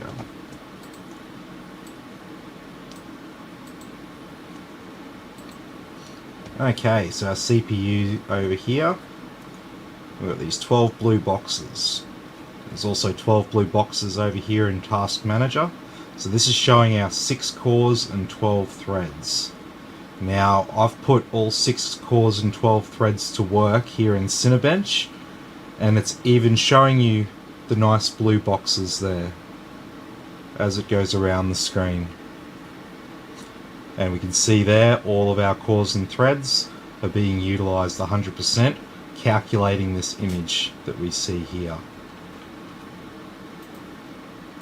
And so we let that run, and we let that run, and we do it for the next 90 minutes. And the case is all closed up. The fans are on performance mode. So now we're going to see, we basically run it to make sure that nothing's overheating and that everything's performing well, so that when I ship it off to Jason down in South Australia, he can just plug it in and start using it and not have to worry about, you know, oh, is it getting too hot or any of those sort of things. Because it's a bit hard for me to come over and help him out with a problem. So I need to make sure it's right before he gets it. So that's part of the reason why I do this.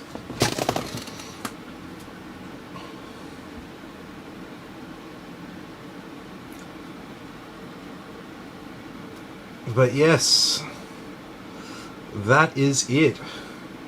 This rig is ready.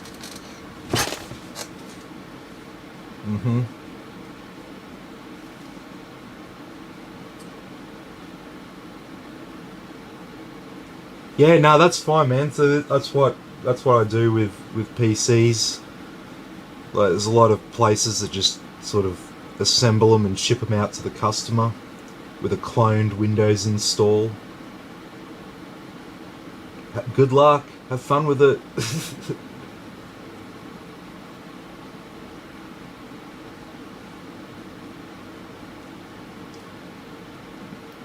It's alright, I got no judgment if that's your business model and stuff, but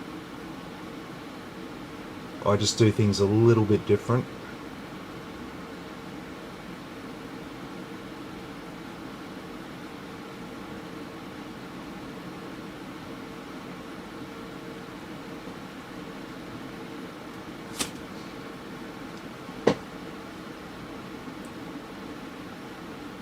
Just think, if you pay thousands of dollars for something, it should at least be set up right, it should be made sure that it's definitely working and functioning properly. As much as I can possibly do, right? Some things are out of my control.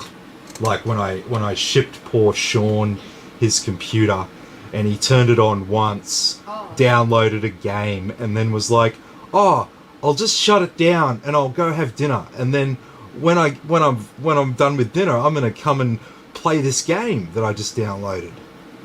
Brand new computer, and yep, dead CPU. So I'd stress tested it, done everything, it's all good, and it worked for him the first time he turned it on, and then after that, so he was up at Bundaberg, so got him to take it to a local shop up there and did a swap out. And of course, when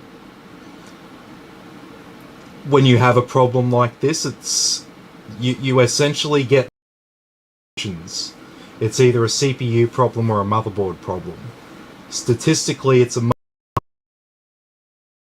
But for this particular case, it was the CPU.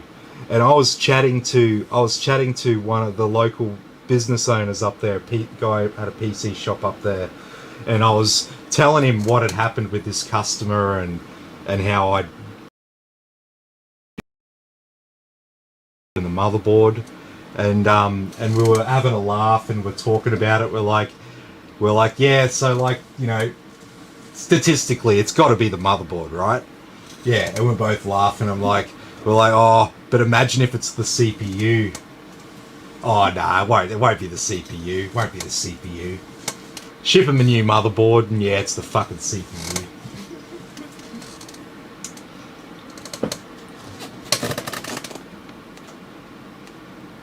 Been like 1 year in the 7 months in the making. You now my PC guru. No, that's awesome, man. It's great when things that, you know, have been planned for a while come to fruition. But as you can see here, like, we can't even get this CPU hot. 61 degrees. It could be pushed so much harder than that. 70 watts, 61 degrees. It's barely doing any work. And this is why 5600X is awesome, because it does all this with so little power.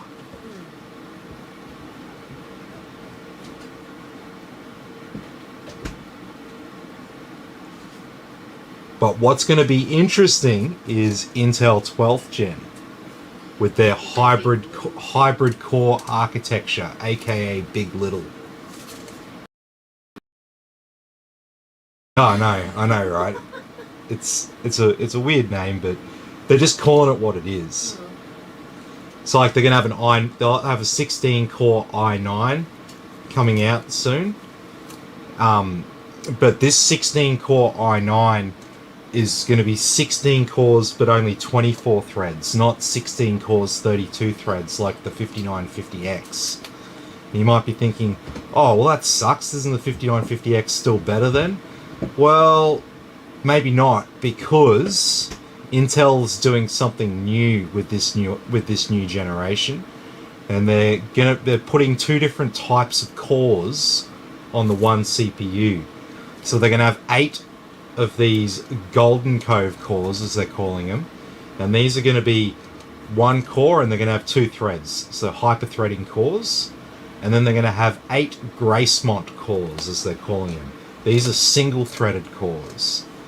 Now, I'm no engineer, so I'm not even going to pretend to be able to explain what the advantage is there one way or another, but essentially it's to do with how the CPU processes different types of work, and essentially having the 2 different types of cores, there's efficiencies to be had. So I don't like I said, I'm not an engineer, so I'm not going to pretend to fully understand their rationale and why it's designed that way. But it's meant to be better. They've got good reasons for it, and I'm keen to see what it's capable of.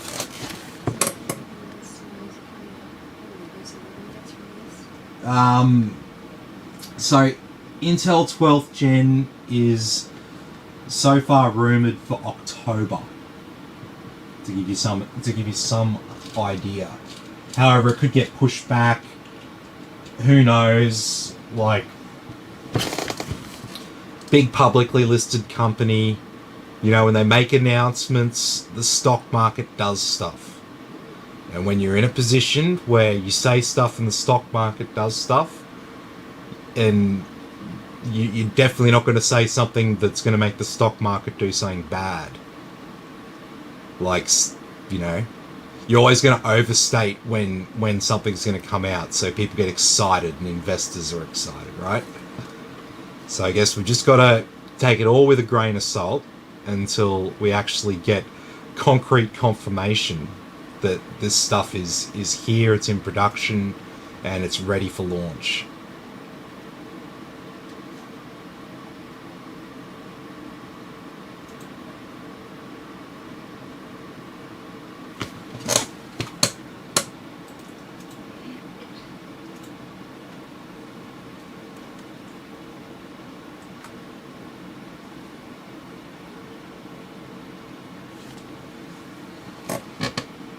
So yeah, I'll be interested in Intel 12th Gen.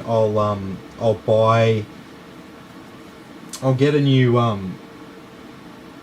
motherboard and CPU for my rig, and then yeah, we can buy a few CPUs when they launch and have a look at them and stuff. See what they're capable of. See how well refined the early BIOSes are like on the first boards. See how many crashes we get, how many problems we get with performance. Yeah, no, it'll be fun. It'll be good fun. It'll be good fun. So I just realised I didn't actually set it up for the 90 minutes. So I'm going to set it up now.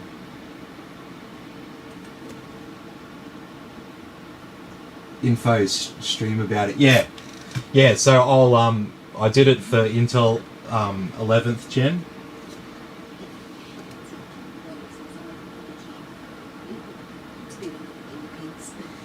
Yeah, I'll put one in my rig. I mean, I'm still rocking like Intel 9th Gen in my rig, which is still fine. Yeah, I'm still rocking that. So, yeah, I'll go for. I mean, we're 3 generations ahead now. Given my job, I should probably keep my rig at least up to date. No, I know it'll be good to have an LGA 1151 socket board spare, because I don't have one of them spare at the moment, so that will come in handy. But yeah, this is the end of the stream, everyone. So unless anyone else has some final questions before I sign off for the night, that will be it. And then we got a 3080 rig tomorrow night, and then I don't know. I've got purchasing to do.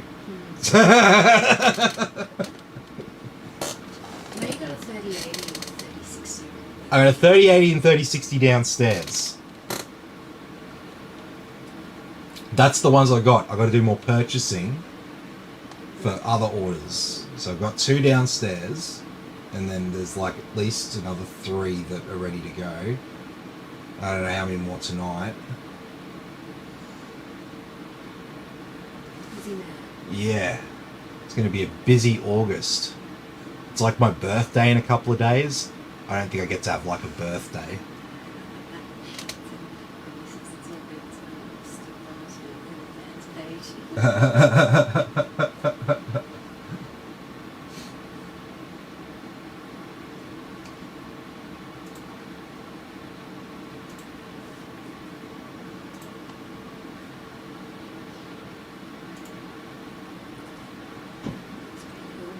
Yeah.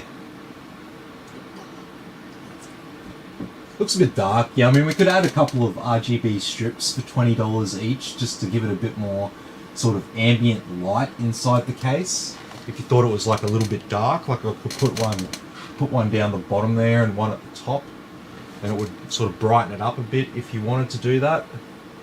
But yeah, I mean, like, obviously it doesn't need it. It would just be an aesthetic thing. What do you mean it makes it go faster?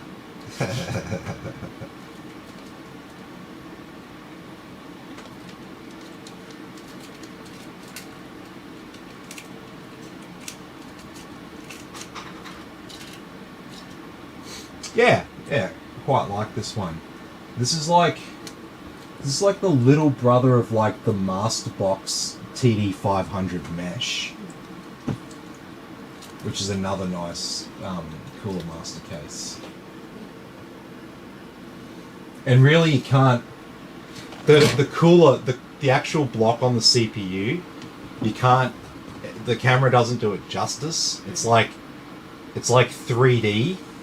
You can look into it, Yeah. and it's like the light is coming out from the middle of it, and there's all this It's like... got like this happy, sad, harlequin mask looking triple design in the middle of it. Yeah, it's weird.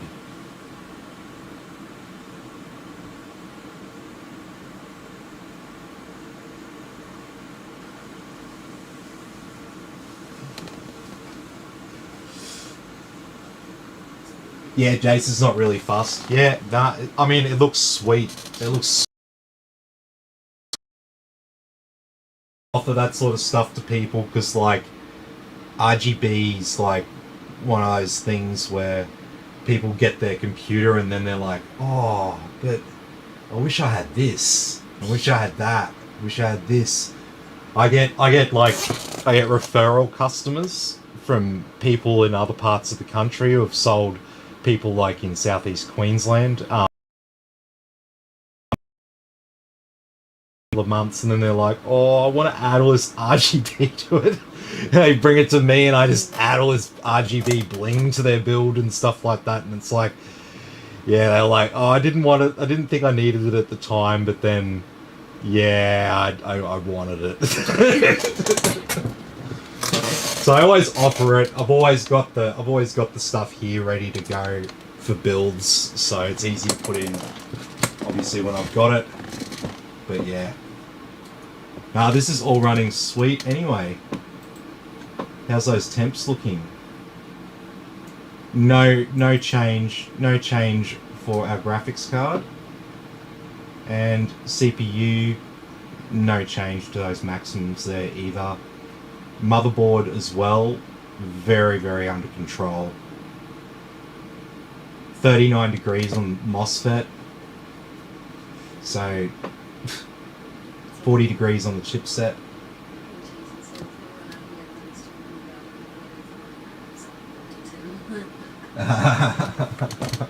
Awesome. I love it. I love it. Because yeah, like I'm very humbled by everyone's support here, because I never thought I'd be doing this. Well, like I've been doing it, but not full time, if you know what I mean. What's that? I said you love computers. Yeah. I think I was with you for like 2 to 3 months, and then you like pulled apart the computer and you were fucking around with it for days. I wasn't impressed. I talked him into it.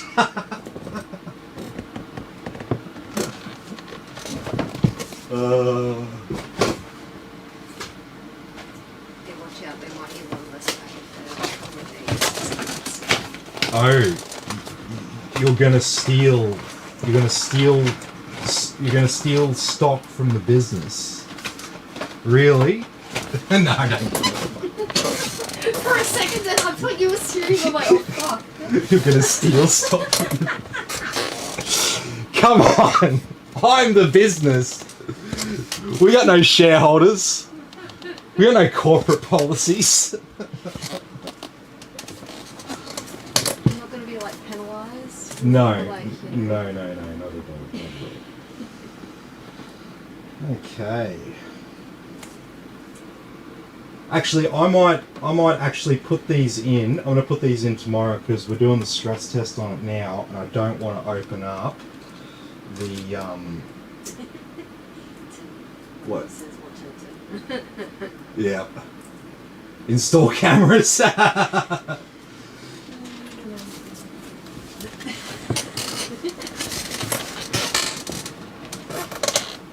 She's got plenty of RGB.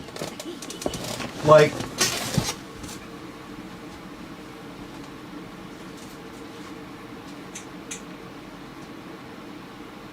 she got plenty of RGB. No. Needs more. That looks pretty freaking colourful. RGB cable extenders into the graphics card. RGB M2 drive. RGB motherboard. 2 RGB strips, one behind the the shroud at the back there that hides the cables, and obviously that big glowing one down the bottom there.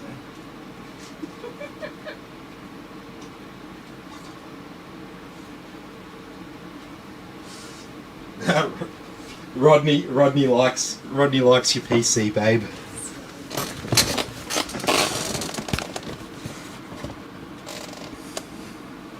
Yes, she's got all the lights like custom programmed in IQ and everything.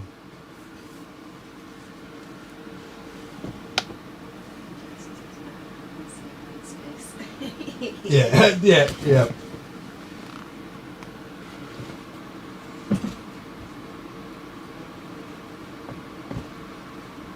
But they're not going to be the same as your other strips.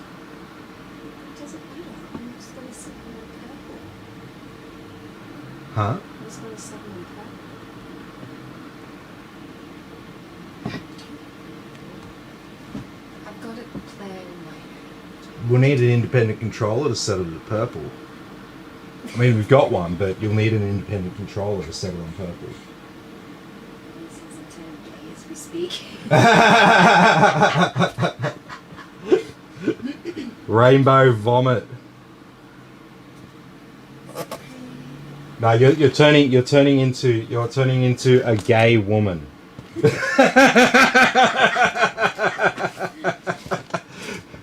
I think there's a gay woman inside every man.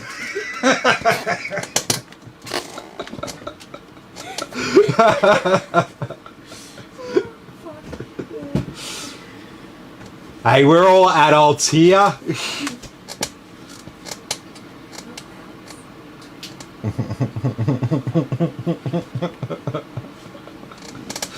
Oh shit.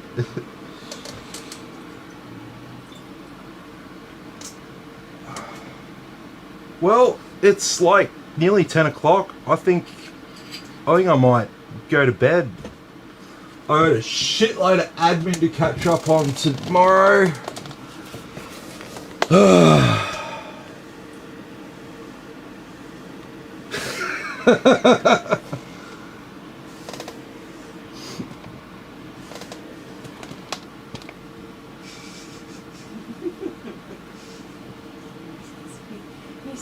Who says I like unicorns?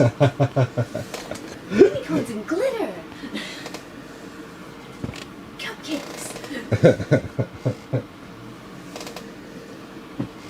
Now, my rig at the moment, you can't see it, it's below the desk, but what I do is I run the graphics card and the power supply, which are both visible in my case. Like, there's no shroud for the power supply. I run the power supply and the graphics card because they're like the two most powerful things in the computer. I run them on like rainbow, and then I run the rest of the lights on white. So then it's like the rainbow things are the high powered things, and then the rest of it's just like a plain white color. And that looks pretty cool, I reckon. It's not like complete rainbow vomit, overwhelming.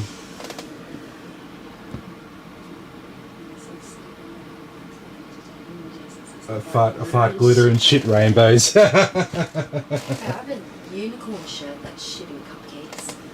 Yeah, you do. I love that shirt. Well, yeah, this is all looking sweet. Like this is not going to cause an issue in the test.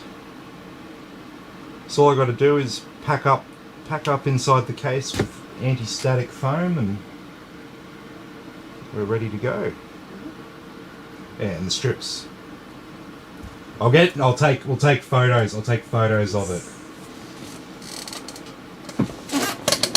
I'll take photos. Yeah, Christine will take photos because she's good. I'm shit.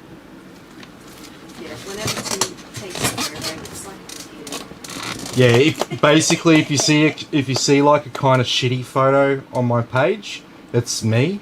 If you see like really good, well angled, right lighting photos, that's Christine.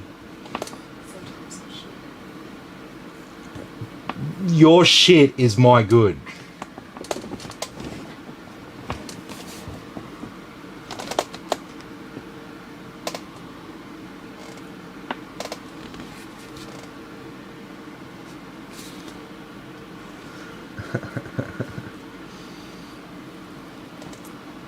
Oh.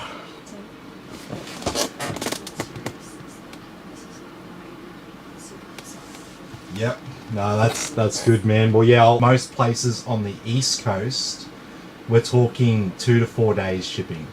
So if I ship it on Monday, theoretically you should have it between Wednesday and Friday. So COVID might slow it down a bit, but I think it'll still fall within those days. Other PCs that I've been shipping to other people, they've been getting there quickly. Like 2 days, it was 2 days to Sydney just last week. It's the height of the lockdown, still 2 days standard post. So gives you a bit of an idea. And so I think Jason's in Radelaide. So yeah, that's still capital cities. So yeah, I'm thinking Thursday, Friday.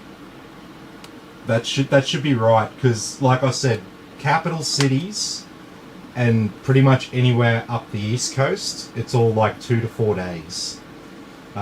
If it's rural and stuff like that, yeah, add a couple of days for that. But even like Perth in Western Australia is 2 to 4 days.